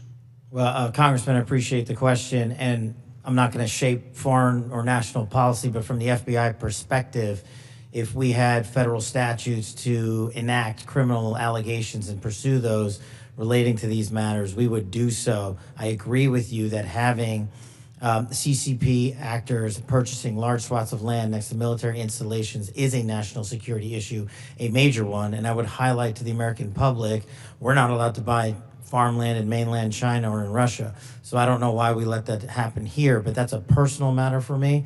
If I were given more legislation on it, I would love to act on it. Thank you. Director Gabbard, I'm going to look at, keeping with the same theme, crypto mining by the sanction. Well, you can't crypto mine in China, right? It's outlawed in China. However, of course, we're supportive of crypto. I am in the United States of America, but China's mining in America where they can't mine in China. And in particular, I'm thinking about one site where the mining was occurring close to intercontinental ballistic missiles, and CFIUS was tipped off by Microsoft. And of course, there are actions ongoing. Should the Chinese Communist Party, sanctioned individuals or interests, be allowed to crypto mine near sensitive military or national security sites in the United States of America? And if not, what should we be doing about it? Thank you for your question, Congressman. I'm not fully aware and up to date on the specific example that you've mentioned, and I'll go and look into that and get back to you further. Right. Absolutely. Look forward to having the conversation with you. Broadly, this is obviously a concern, that any of these activities occurring near or around any of our military sites creates that potential national security risk and the potential for foreign intelligence collection? I'm hoping it's a priority for everybody on the dais there. It is a priority, I think, for the American people, certainly for me. I want to move on in the time remaining with a related topic, which is the hundreds of incidents by predominantly Chinese students, oftentimes called gate crashers. So this includes the two gentlemen in uniform on the dais. I'm going to kind of point to three events that happened just last year. One in Grayling, Michigan.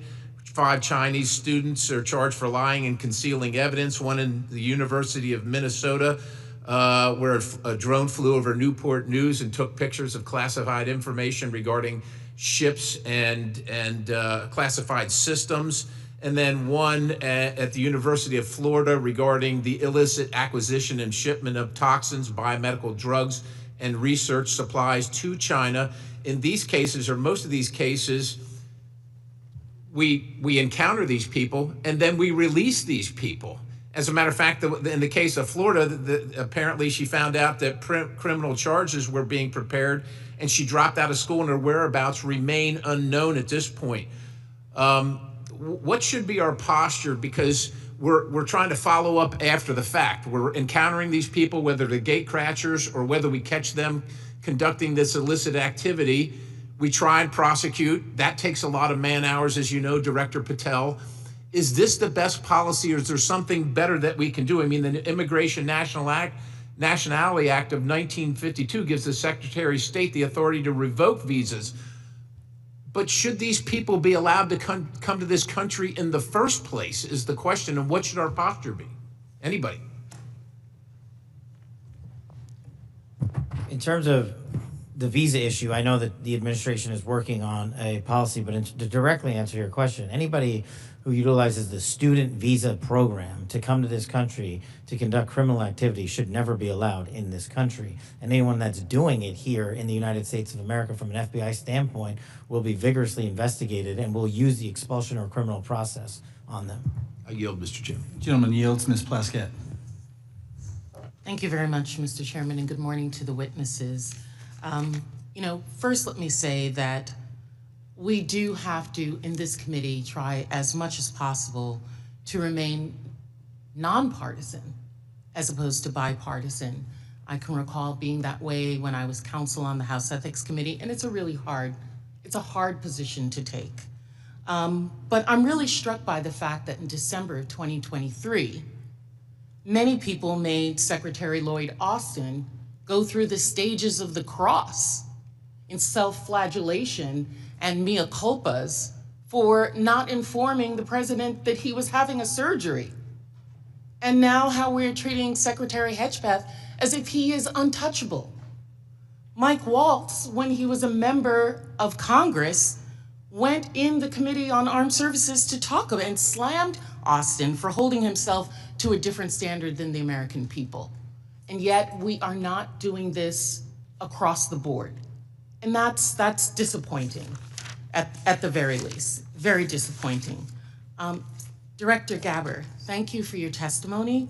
And one of the things that I believe I heard you say was that when there was a discussion by DOJ as to the cuts to foreign aid, that there had not been a request for an intelligence and national security or an intelligence assessment of the impact of those cuts.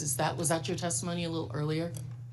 Congresswoman, I have not seen any kind of actual official assessment, either within the intelligence community or outside of it, on what the effects of those cuts to USAID programs has been.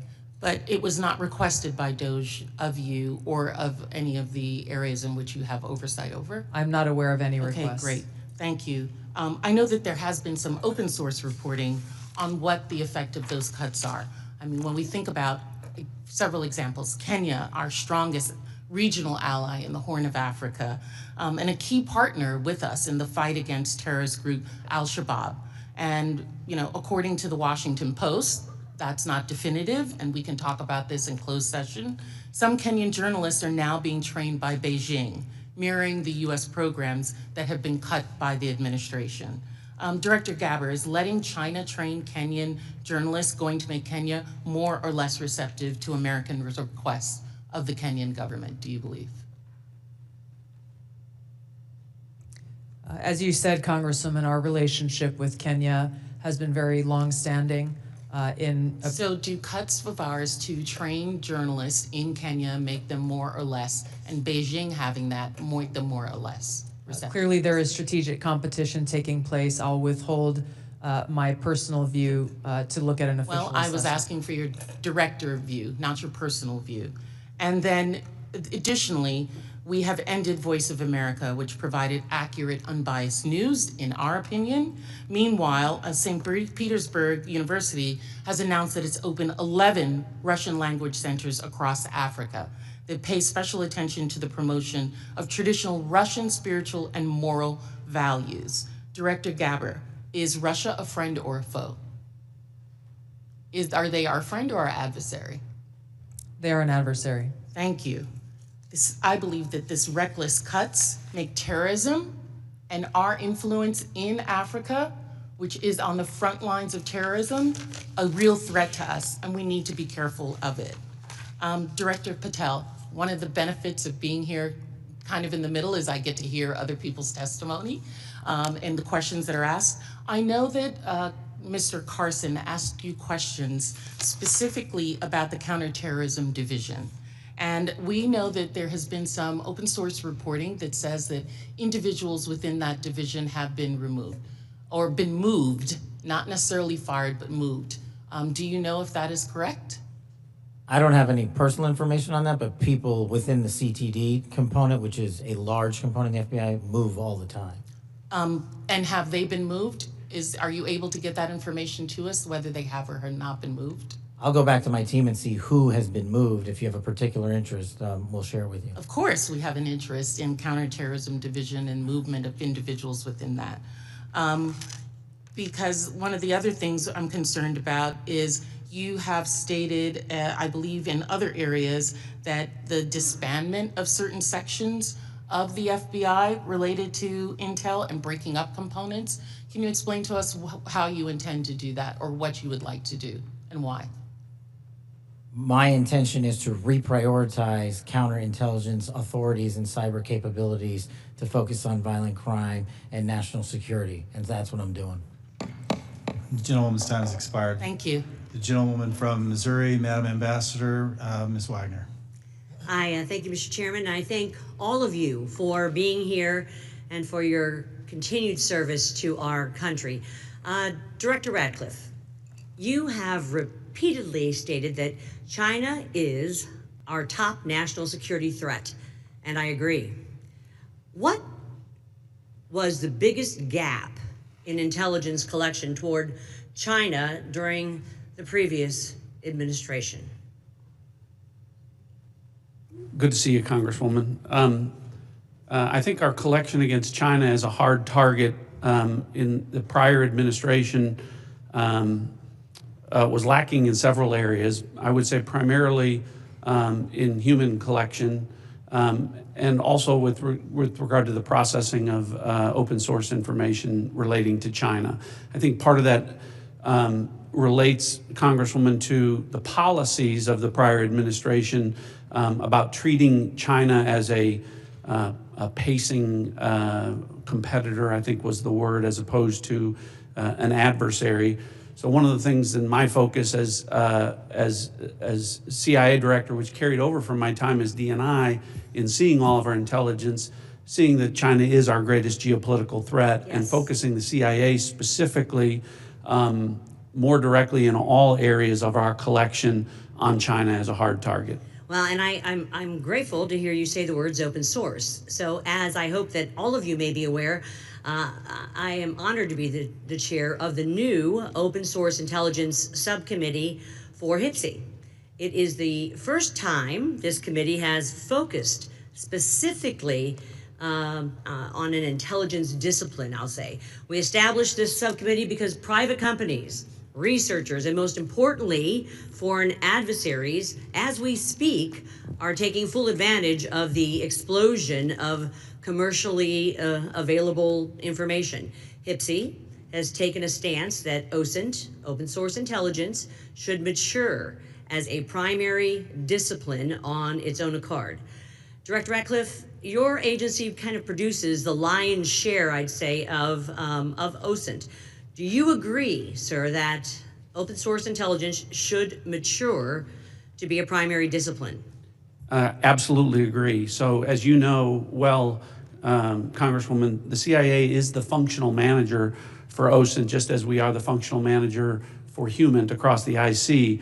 And OSINT, open source intelligence, reaches, frankly, policymakers as the most cited material in the President's daily brief as part of a long list of tailored production that we do. By a large percentage. But also, as you know, and as you've pointed out, Congressman, until recently, one of the greatest weaknesses with regard to OSINT was that the collection was so large that it was daunting for use by mission partners across the IC. So the CIA's open source enterprise pioneered the use of AI to triage that collection as it comes in. And what that allows us to do is to summarize collection from over 225 languages into English and to put that in the hands of policymakers, again, showing that the CIA is focused on using technology to tackle some of the challenges to intelligence collection. There is so much innovation in technology in this, and the investments being made across the IC to purchase data, but it appears to be in silos, to be perfectly honest, and lacking maybe an integrated approach. I believe that that is because there, frankly, is no clear lead for OSINT in the IC. And as part of my oversight responsibilities, I plan to review the various ways in which the intelligence community buys commercially available information to determine if there is a more efficient, cost-effective approach, especially when it comes to the taxpayer's expense. Director Gabbard and then Director Ratcliffe, can you, and in my brief time, quickly share your thoughts on which agency should be the primary organization to manage OSINT and why? Thank you, Congressman, and thank you for your leadership in this area. I look forward to following up with you in detail, but the Office of Director of National Intelligence is tackling exactly the problem that you've identified, that we have multiple elements across the intelligence community, essentially wasting taxpayer dollars by contracting separately to get after the same collection of OSINT and commercially available intelligence. So this is something we're actively working on and look forward to working with you. And do you agree with Director Ratcliffe that this should be a key discipline? Yes, I do. Thank you. My time's expired, Mr. Chairman. I yield back. The gentleman yields. Mr. Gomez. Thank you, Mr. Chairman. So I want to make a few things clear before we move on to other questions regarding the Signal chat. Director Gabbard, yesterday before the Senate Intelligence Committee, specifically when answering Senator Kelly, you repeatedly said you did not recall any discussion in the Houthi PC small group discussing operational details, strike targets, the type of vehicles and military units involved, or the timing and order of strikes. Do you stand by your testimony from yesterday that you do not recall any of the discussions regarding this type of classified information? Yes or no? My response in the Senate yesterday, yes, I stand by that response. Obviously, the release of the screenshots that came from that chat group today were a refresher on what happened. As I said earlier, I was not involved with that portion of the chat, so it did not come to my recollection yesterday. Thank you. So I take that as you stand by your do not recall yesterday stance when it was you were asked those questions. You've been in office 43 days. Director Ratcliffe has been in office 62 days.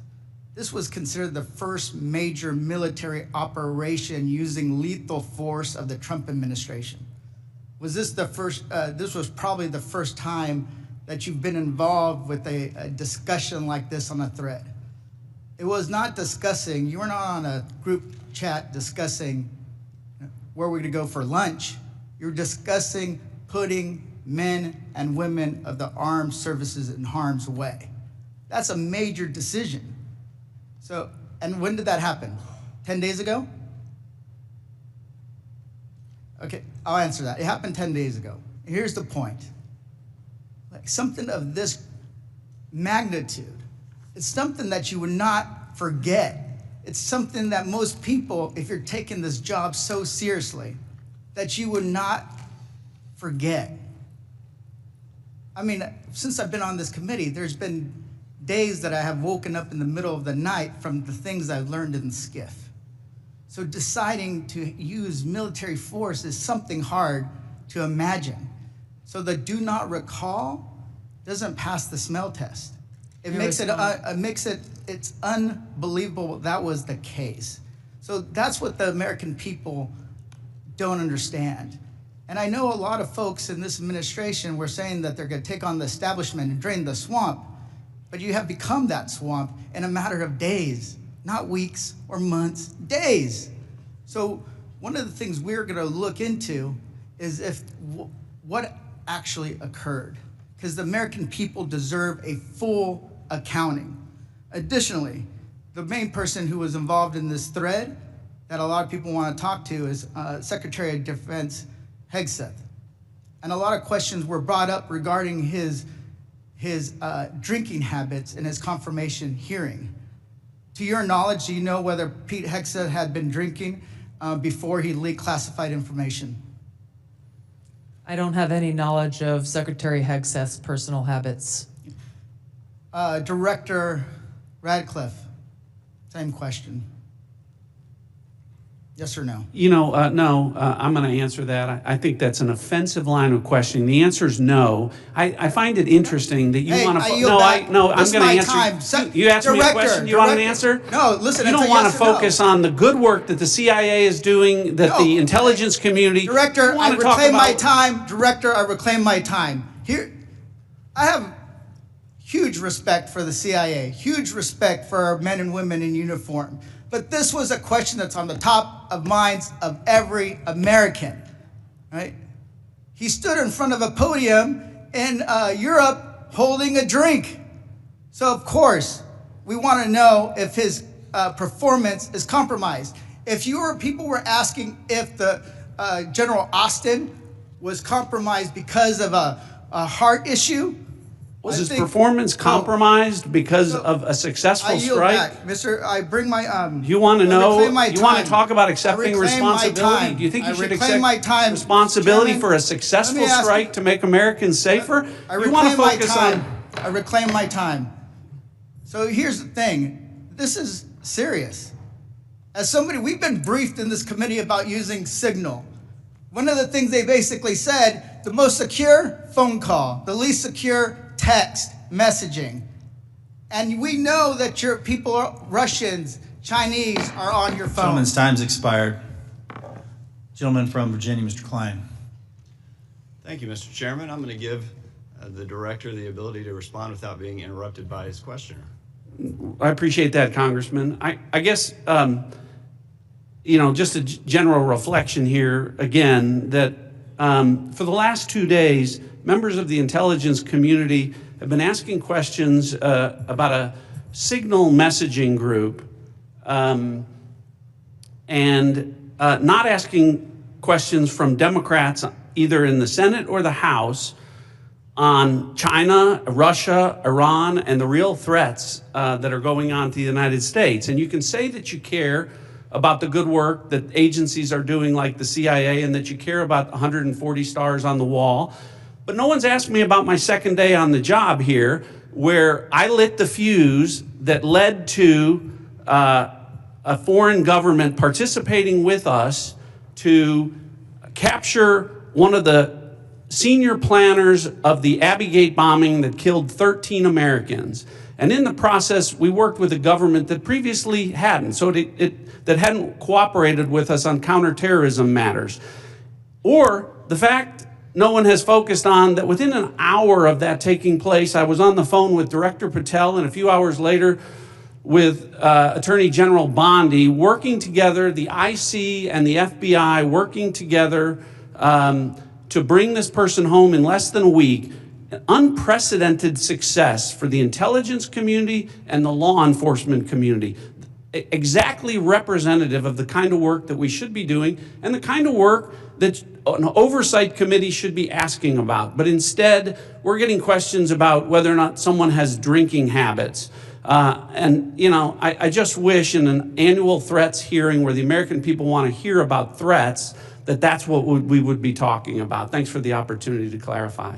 Absolutely, Director. I want to thank you and all the people who work with you and all the witnesses and the men and women, the brave men and women who are putting their lives on the line each and every day for this country. And to the military as well, we are grateful and we recognize the sacrifice and dedication. Director Ratcliffe, you talked about China being our top national security threat, and I want to go to what really is the most active and persistent threat. It's related to cyber. It's related to the People's Republic of China cyber activities, Volt Typhoon, Flax Typhoon, Salt Typhoon, targeting U.S. critical infrastructure, targeting critical infrastructure overseas, compromising U.S. telecommunication companies, and I want to ask Director Gabbard, there are also regular compromises of government networks in the defense intelligence space. The Chinese are acting with impunity and targeting the United States. Clearly, the last administration had no effective deterrent strategy. Considering a whole-of-government approach to leverage legal export control, trade, and other levers, is there more that the U.S. can be doing to deter China's cyber aggression? Thank you, Congressman, for your question. In short, the answer is yes. Much of that relies on our intergovernmental planning and operations, but also very closely integrating with our private sector partners. This is essential for us to be able to harden our own cyber infrastructure, our own critical infrastructure, and to look at what our capabilities, both defensive and offensive, are and how those should be used. If I may, Congressman, I'd just like to address Congressman Gomez's maligning of my reputation and not giving me the opportunity even to respond to his accusations. What occurred in that signal chat was an update to national security cabinet members that was also issued around the same time as updates to our foreign partners and allies in the region. There were no sources, methods, locations, or names of targets that were included in that chat. The decision to conduct this operation had been made long before that conversation took place. I do take my responsibility very seriously and played an integral role in providing the intelligence community's assessments that led to the ultimate decision by the president to conduct an operation, which, by the way, was very successful and continues to be very successful.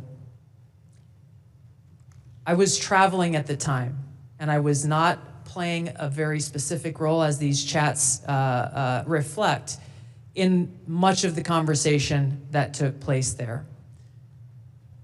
Secretary Hegseth, in my experience, has continued to operate in the way that President Trump's confidence in him inspires, which is in the best interests of the American people and our war fighters and ensuring our national security. I think it's wrong to impugn him, especially at a point where he is not here to defend his own honor.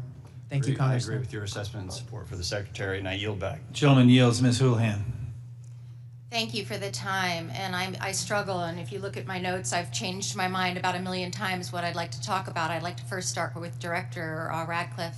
I find it offensive for you to accuse me as a Democrat of not caring about national threats. I very much wanted to talk about those, in fact, had prepared questions in advance of this hearing about those threats, specifically about biosecurity and bioterrorism, but I don't have time to ask those questions because the threat is in the House. The threat is across the dais, and I need to ask these questions. It's my job to ask these questions of you. Because when I served in the military and I served in classified environments, had this happened to me, I would have walked my resignation in immediately. This is not okay. Communicating these sorts of things in signal is not okay. Targets, times, those kinds of things are absolutely classified, and we all know it. I know it, these people know it, you all know it. And the fact that we're having to have these conversations now means that I can't ask the questions that I need to ask about things like bioterrorism and biosecurity. And so I'd like to put you in check as well, sir, because you can't assume who I am any more than I can assume who you are, sir. I would like to move my questions, however, over to Director Gabbard, because you are the DNI. You do have an obligation and a responsibility. I'm going to speak to you specifically about the fact that you have spent much of your 40 days talking about the importance of making sure that we don't reveal classified information, making sure that we don't leak information. You're a former battalion commander in the Army. I don't think that you would have necessarily appreciated the kind of leaking of information that I believe absolutely did happen in this signal channel and is worthy of a further investigation. In fact, this committee established something called 50 U.S.C. 3235A, and this committee, on a bipartisan, apartisan basis, requires you, the DNI, to swiftly notify Congress and the Intelligence Committee if you're aware of any sort of significant unauthorized disclosure or compromise of classified information, which I would argue this has all of the markings of being that. And so if you, as the DNI, see such a thing anywhere within your organization's purview, you have the obligation to begin an investigation to report back to us on that. Would this seem to qualify to you as something worthy of that investigation? Thank you for your question, Congresswoman. In this situation, Secretary Hegseth has the Yes or classification no? and You are the declassification DNI. authority over DOD information. This chat did not have the auspice of being a DOD chat. There's no such thing as labeling it as DOD. This was a chat amongst a great variety of people, and you, according to our law that we passed here bipartisanly, have an obligation when you think there has been a tangible, significant leak of information to instigate an investigation. Do you not think it's important to do such a thing? Well, the National Security Council is investigating no? this inadvertent leak. And again, I point to Secretary Hegseth as having the classification. I would argue that classification Secretary authority. Hegseth, if he had the dignity that he needs to have, should be walking his resignation in, because I believe that his probably is heading toward being relieved of his duty based on what I think are significant and illegal leaks, most likely. I would like it if you would please commit to this organization that you will follow the law, and I would like it if you would also investigate what is likely to be more than just this chat. Because if there's one, there's more than one. If there's smoke, there's fire. Would you please obligate yourself and your organization to that investigation? Yeah, Congresswoman, yes, I will follow the law. Thank you. I appreciate that. And Director Patel, I learned just recently that you only heard about this yesterday, which blows my mind since I heard about it 2 days ago, and I'm just a low on the dais, junior chipmunk here. Did you really only hear about this yesterday? The exact timeline I'm not aware of, but yeah, I think it was yesterday or the night And now before. that another day has passed, do you Well, actually, it was the night before the hearing. Now that another day has passed, do you believe that it's now time potentially for the FBI to open an investigation into this? I'm not going to comment on that. Because you're the director of the FBI, you don't believe it's appropriate to comment on that? Because there's a process in place, there's an ongoing litigation, and the National Security Council is reviewing this matter. And I'm not going to discuss any open or closed That investigations. ongoing investigation, literally, the lawsuit happened today or yesterday afternoon, and the idea that you don't have an opinion on this at this point is frustrating to me. No, it's not. My I'm not final going to question, prejudge reclaiming any my matters, time, my and the men final and women of the question, reclaiming FBI my will time, reclaiming call my the time, balls and strikes. reclaiming my time, not sir. you. Sir, Mr. Chairman, I'd like to have. Gentlewoman's recognized. You have Thank 4 you. seconds remaining. No, I have more than You have that 2 because seconds Mr. remaining. Patel would not acknowledge. Gentlewoman's time has expired. Mr. Stubbe. Thank you, Mr. Chairman. Director Gabbard, were there any sources described in the signal chat? No, Congressman. Were there any methods described in the signal chat? No. Were there any locations? No. Therefore, due to the fact that there were no sources, no methods, nor locations described in the signal chat, it does not make the discussion classified. Is that correct?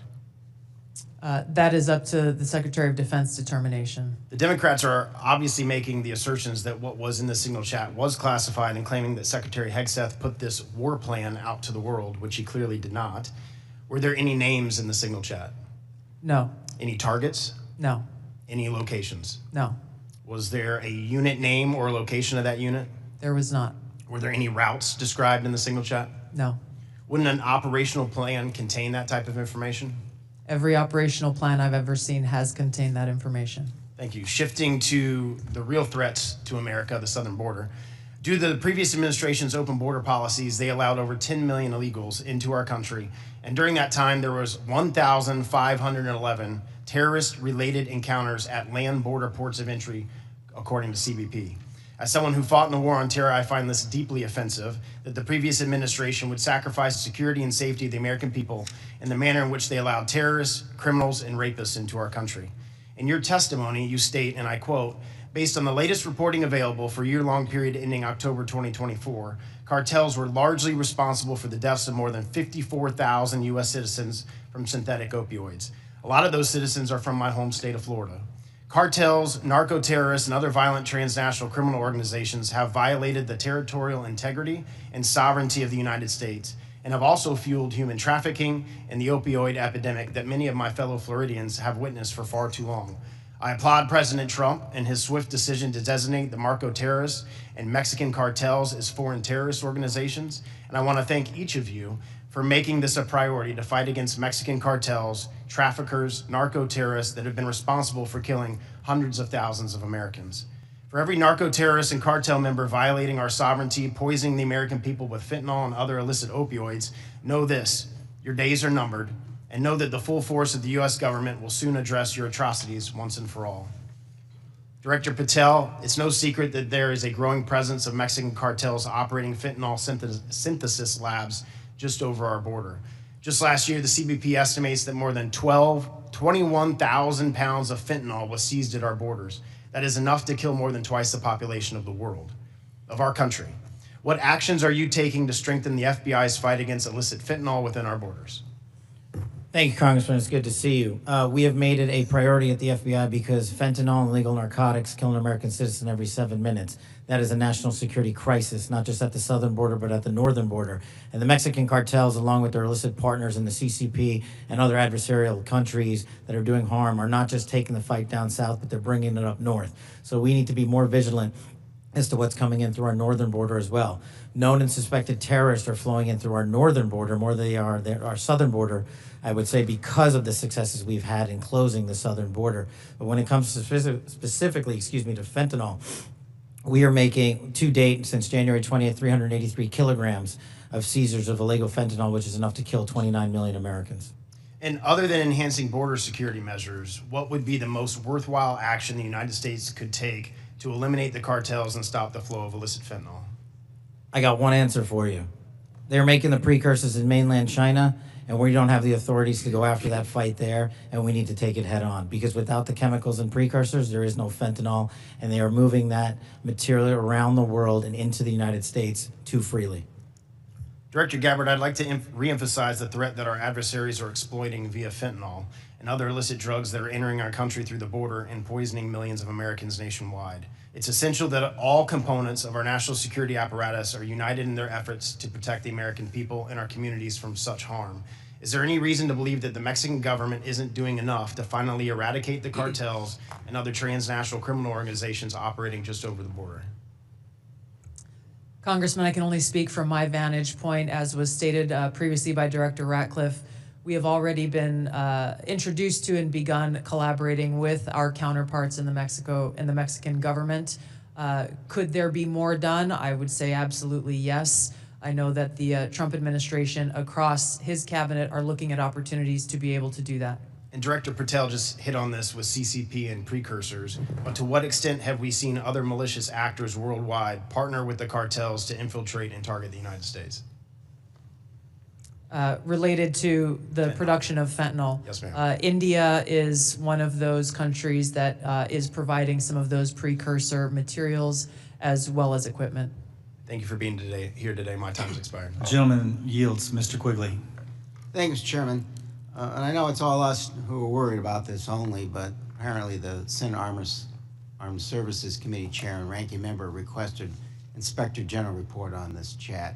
So I'll tell you why more people are worried about this than you might think, and that's Director Gabbard, your position was created post 9/11 because of the horrible intel failure that took place there, where we weren't sharing information. It wasn't adequately shared within the community and between our allies. We have to believe that our allies look at this as a colossal mistake and will at least hesitate to a certain extent, wanting to share sensitive information with us that keeps us safe, because they're worried about their sources and methods as well. wouldn't you be at least somewhat concerned that our allies would look at this and say, that wasn't the perfect way to communicate? Congressman, thank you for the question. If that information that was put out in the chat by the Secretary of Defense had included specific sources and methods and targets and names, then the answer would be yes, but that was not the case. Let me stop you there because there's such a limited time. Generals, look, you're here because you got tough spots, so I have to put you on the spots. You're passing information like this just within your agency, and you know that it's going to include, we are go for mission launch, Houthis, sea lanes, the information about the weapon systems. That gets to the Houthi military commanders. Doesn't it make you think they're at least going to say duck?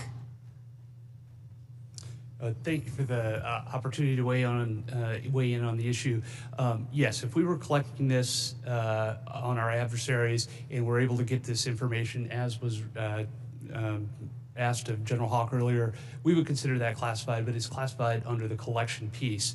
The data that we're talking about here is the operational data, not the intelligence data. Respectfully, sir, just because we have limited time. Secretaries. The Houthis military leader's gonna duck when he hears this, or he's gonna take some action, or he's gonna try to shoot our planes down, right? If he has actionable intelligence, he will certainly use it. I'm talking about this intelligence. You don't think he can figure out? Houthis is mentioned a couple times, sea lanes. They show the weapon system. At least it's a credible warning to him. I would offer the Houthis' defensive position has been constant since the 15th of March. All right. General, I'll just take a whack at it. You're the Houthis' military leader. You get this information passed on to you, it doesn't make you at least take warning? I would, Congressman, I think from the Houthis' perspective, they do have air defense equipment, and they would be able to detect aircraft being able, when they're entered into the Red Sea, and certainly when we have our intelligence aircraft operating over top of their country. They'd be able to detect that activity. But being forewarned is extraordinarily important. I'll take another stab at it. If just language like this in a different context, okay? But just within your department, sir, your people are passing this information. Do you advise that maybe they don't use Signal on this? Are there other forms? Obviously, they're going to be more secure. What I would offer is the data that we would be passing would be the full target packages and the full set of operational information. Okay, but even if it was just this, do you really want to give possibilities that they could be breached, hacked, and they would get this information? Wouldn't you, even with just this, sir, respectfully, wouldn't you want to use a more secure means of communicating? I think what I would offer are two things, and hopefully they're helpful to you. One of them would be, in addition to that full package that we would talk about, when the Secretary extracted individual details from that and provided those on Signal, whether individually or in aggregate, that is his decision of what is classified and what is not from an operational aspect. And that's probably the most important relevant piece to there, and I would echo what we've said before. It's the Secretary's authority for the just give me, there's more secure ways of communicating any of this, right? There are, and our adversaries have General, there are, right? To intercept. There's much more secure means that you use, even if you don't think that this is, or you don't want to stick your head out on it. What I would say is the full packages were transmitted within classified, within traditional classified. But this could have been transmitted in a classified way as well. Thank you. Gentleman's time's expired. The gentleman from Arkansas, the distinguished chair of the Financial Services Committee, Mr. Hill, is recognized. Thank you, Mr. Chairman. And let me say, Director Gabbard and Director Ratcliffe, it's so great to have you back in the Longworth House Office building. The food's the same, but you're welcome anytime. Director Ratcliffe, you know, we've served for 10 years together. I'm certainly aware of your extraordinary service at the DNI and here in Congress. And I just have a couple of follow-up questions on this topic of the Signal chat. Were there any war plans distributed in that Signal chat? No, Congressman. And were sources and methods that would compromise our intelligence system or your agents in the field around the world, were they discussed on the signal chat? No. I appreciate that. I just think that's an important thing to have on the record. Director Patel, I co-chair the Americans Wrongfully Detained American Hostage Task Force here in the House, and I just in fact left Tigran Gambaryan, a former FBI official who I helped get out of prison in Nigeria last year. I just left him a few minutes ago. You've you know this issue very, very well, and President Trump's made such a commitment to bring Americans home. There's some 30 Americans still wrongfully detained or held hostage abroad. Is the FBI committing to work through its officials in our embassies around the world to bring those Americans home? Thank you, Congressman. As you know from my prior service in the prior administration, President Trump brought home over 50 hostages and detainees worldwide, and that effort is being redoubled now until every single American is home. And the FBI, from my perspective, has been given a directive that any wrongfully detained or captured person overseas is a priority to bring back. We're so grateful to the president for making this a priority. We don't want our citizens that hold a blue passport to suddenly be a target in all their interactions around the world. That's wrong, and I'm glad President Trump's made a priority. I look forward to working with you on that. Since November of 2023, I've been pursuing aggressively in this committee the U.S. government's policies and procedures for handling border encounters, specifically known or suspected terrorists. To quote former FBI directors, testimony before the Senate, there are blinking lights everywhere of concern. But despite my numerous attempts, including multiple briefing requests, letters, legislative provisions, a GAO report requested, the prior administration refused to provide requested information and data on what the public now knows was a very dangerous situation along the U.S. borders that President Trump now has as a priority of fixing. In January 2024, there were 176,000 encounters along the southern border, with 51,000 occurring at ports of entry and 124,000 between ports of entry. Comparing that to the work just in the first few weeks of the Trump administration, total encounters are down to 61,000 along the border, with 32 at ports of entry and 29,000 between ports of entry. For the record, that's a 60% reduction. Director Patel, since President Trump took office in January, as we've seen these plummeting border encounter numbers, has the country seen a drop in known or suspected terrorist encounters at the border? Thank you, Congressman. It's one of the issues I really wanted to address today. And I think the country deserves to know that known or suspected terrorists, KSTs, are coming in with much less frequency at the southern border. In fact, if my information is correct, 2 since January 20th. And they are coming in with much greater frequency in the northern border, and since January 20th, that number is 34. And those metrics carry out over the last year in terms of ratio. So what it tells me is that known or suspected terrorists, the individuals that want to do the most harm to this country, are utilizing the northern border, and we got to refocus assets up there. Yeah, which I think is good. And I'm glad the prior administration did declassify the ISIS arrests in Philadelphia and did declassify the a citizen that was coming across the northern border to do harm on Election Day. That's good, but we have much more to do. And Director Gabbard, I need your help working with your colleagues here. It's this idea of requesting coordination between Director Patel, Secretary Noem, and the committee with fused data on known or suspected terrorists. Whether it's TSA data, BPP data, FBI internal data, we want to have that coming to us. Where are these people? What's been done with them? What is the government's position on? Will you commit to work with us as ODNI to get this information from across the government IC? Absolutely, Congressman. And as you know, our National Counterterrorism Center was really created to fulfill exactly that task, so that we're not dealing with multiple vetting systems that are coming up with different results, that we have this central vetting database to be able to identify those known or suspected terrorists who may be trying to come into our country, or who may be one of the tens of millions who illegally crossed into our border, may have come into our country during the last 4 years. We look forward to working with you. Thank you for your answers, and I yield back. Gentleman yields. Ms. Tinney.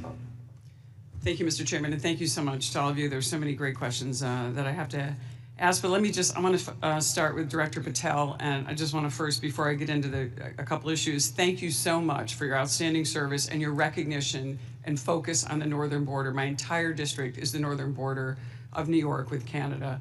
I just want to first jump into this issue for, Hamas attacked October 7th. The world watched in horror. Designated a foreign terrorist organization in 1997, killed over 1,200 civilians, and including American citizens, and many remain hostages.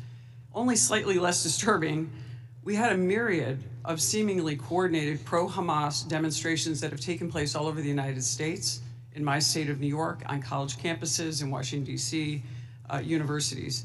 Director Patel, does the FBI have any open investigations into the organization, the leadership, and the funding of these pro-Hamas demonstrations with students such as, and groups such as Students for Justice in Palestine?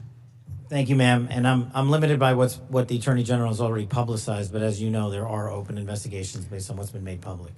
Okay, has the FBI uncovered any evidence of foreign support for these Hamas demonstrations, including, other than Iran, any of these groups I might mention, like Students for Justice in Palestine, anything that's open source that we can talk about? That's still ongoing. Thank you. Director Gabbard, thank you so much for your service. It was great to serve with you in Congress as well, and work so much on wonderful veterans issues. My son's also a Marine major, and so we appreciate the service of everybody here.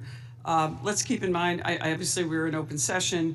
Do you have anything or ongoing intelligence to suggest there's foreign support from governments, non-government groups, and individuals that have helped these pro-Hamas demonstrations all across America, including on university campuses?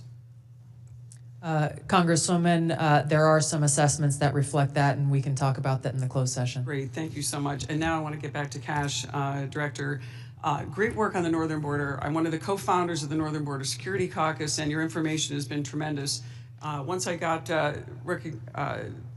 the district that I represent now, this sprawling, long district, the entire northern border is Canada.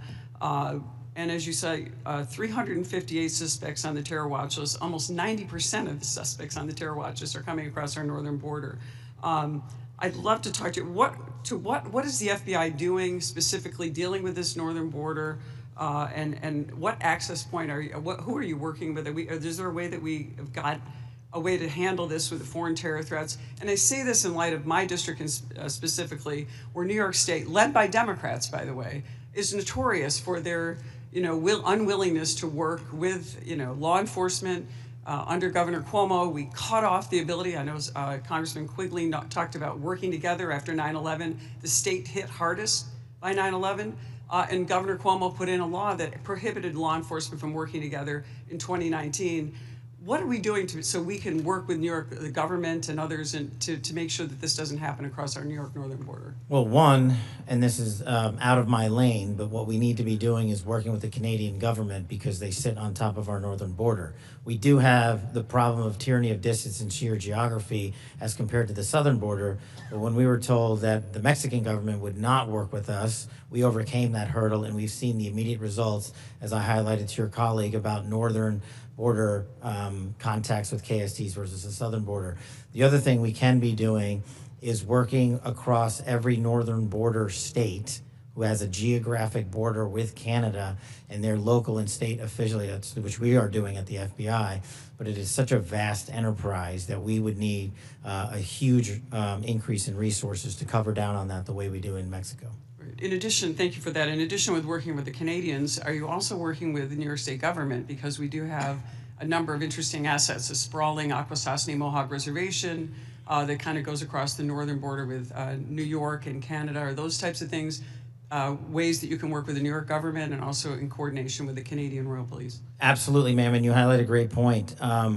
A lot of the northern border touches upon tribal lands, and we need to work with tribal leaders throughout the country as effectively as we do with state and local governments, and at the FBI, we're doing just that. Thank you so much, and I really appreciate all of your service, and I yield my time back. Gentleman yields. Gentleman from Texas, Mr. Fallon is recognized.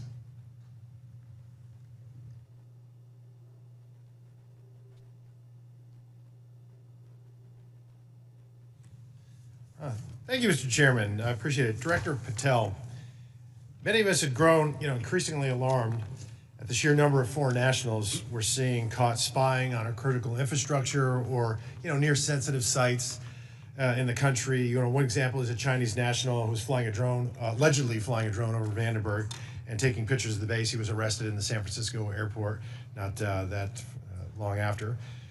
Director Patel, would you agree that the two most dangerous nation states to our homeland and our interests are China and Russia? Yes, Congressman.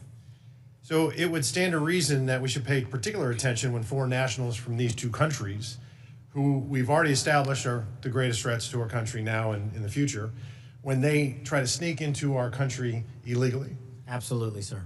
Can you speak on the illegal migration we see from Russia and China and the differences that we saw from the first Trump administration to the Biden administration? Well, one, the problem you have when you have an effective resolution to that set of issues is that the enemy adapts. And what they've done is utilize, as we were just discussing with your colleague, the northern border to shift their resources and affiliations to pour in known or suspected terrorists through the northern border. They haven't stopped through the southern border. They just know that we are setting up a pretty monumental effort down there to stop any known or suspected terrorists from entering the country. But the thing is, the Chinese, the Russians, Iranians, and other adversaries are utilizing their partners, just like they are doing in terms of how they move illicit fentanyl precursors into this country. They're moving humans in the same fashion, and we need to treat it as such. Did you see an increase from the first Trump administration to the Biden administration on Russian and Chinese nationals crossing the border? Did it increase or decrease? Yes, actually, so the PRC nationals crossing the southern border from 22 to 25 was 178,000. And I don't have the number for the northern border, sir, but I'll get that to you. So, what we found was that there was actually a market increase, alarming, with the Chinese illegal migration increasing 527% all in, and Russian 2,400%. And if just 1/10 of 1%, some tiny fraction, 1/10 of 1% are actually asset sleeper agents loyal to Moscow or Beijing, they could wreak havoc and mayhem in a free and open society. It's very dangerous. And then those are the ones we know about. What about the ones that snuck across and we never found them? The unknown gotaways, if you will. So, Director Patel, there's also great concern about the increasing number of counterintelligence threats that are penetrating all levels and branches of government, both local, state, and federal. The number of elected and appointed officials willing to betray this country is becoming increasingly pervasive. Last year, we saw a former senior aide in the New York governor's office, Linda's son, and her husband, Chris Hu, indicted on charges of money laundering and acting as foreign agents to the People's Republic of China. Ms. Sun used her position to block Taiwanese representatives from access to New York State officials. Instead, we're rolling out the red carpet for those PRC officials to have those meetings. I mean, that's some scary stuff. So when we have someone like Sumi Terry, who also worked covertly spying on Korea while working simultaneously with various think tanks, and she had been national security official, and she'd worked for the CIA and the National Security Council. And because of her job, members of Congress and their staffs had access to these Korean intelligence officials, and she was paid with, thousands of dollars in luxury gifts. But Director Patel, I get that these investigations are ongoing and sensitive. But to the extent that you can, could you please briefly highlight the severity of these counterintelligence threats, including a rough estimate of the number of open counterintelligence cases that are pending? We have many, and I'll get you the exact number, sir, in closed session. But what it highlights is that the enemy is not relenting. They're actually doubling down and tripling down on their efforts, and there's no sector in government that they won't go to and try to infiltrate and penetrate access and turn people in this country against our own nation. So that is a national security threat of our time, as is the terrorism threat and as is the fentanyl threat. It needs to be treated as such equally, and at the FBI we're doing that. Thank you. And Director Patel, will you commit to providing this committee with classified briefing on the severity, the FBI processes and procedures, including defensive briefings related to counterintelligence threats involving elected and or appointed officials? For defensive briefings, Congressman, I commit to you that the FBI will give you everything we have in our holdings. I can't comment on other people's. Thank you. And Mr. Chairman, I want to thank all the witnesses for being here, particularly Mr. John Ratcliffe, Congressional District Force as well. I yield back. Gentleman yields. Just got notice that the baseball shooting report discussed by Vice Chairman Kelly earlier today has been delivered to our SCIF, and I appreciate Director Patel, your responsiveness to that issue. Thank you so much for your commitment and the appropriate transparency demonstrated in that. We appreciate that very much. Since each member has had an opportunity to question our witnesses, I will now close this portion of the hearing, and we'll reconvene in closed session at 2 p.m. in the HIPSI spaces. I ask the public and staff to please remain seated until our witnesses depart. Thank you.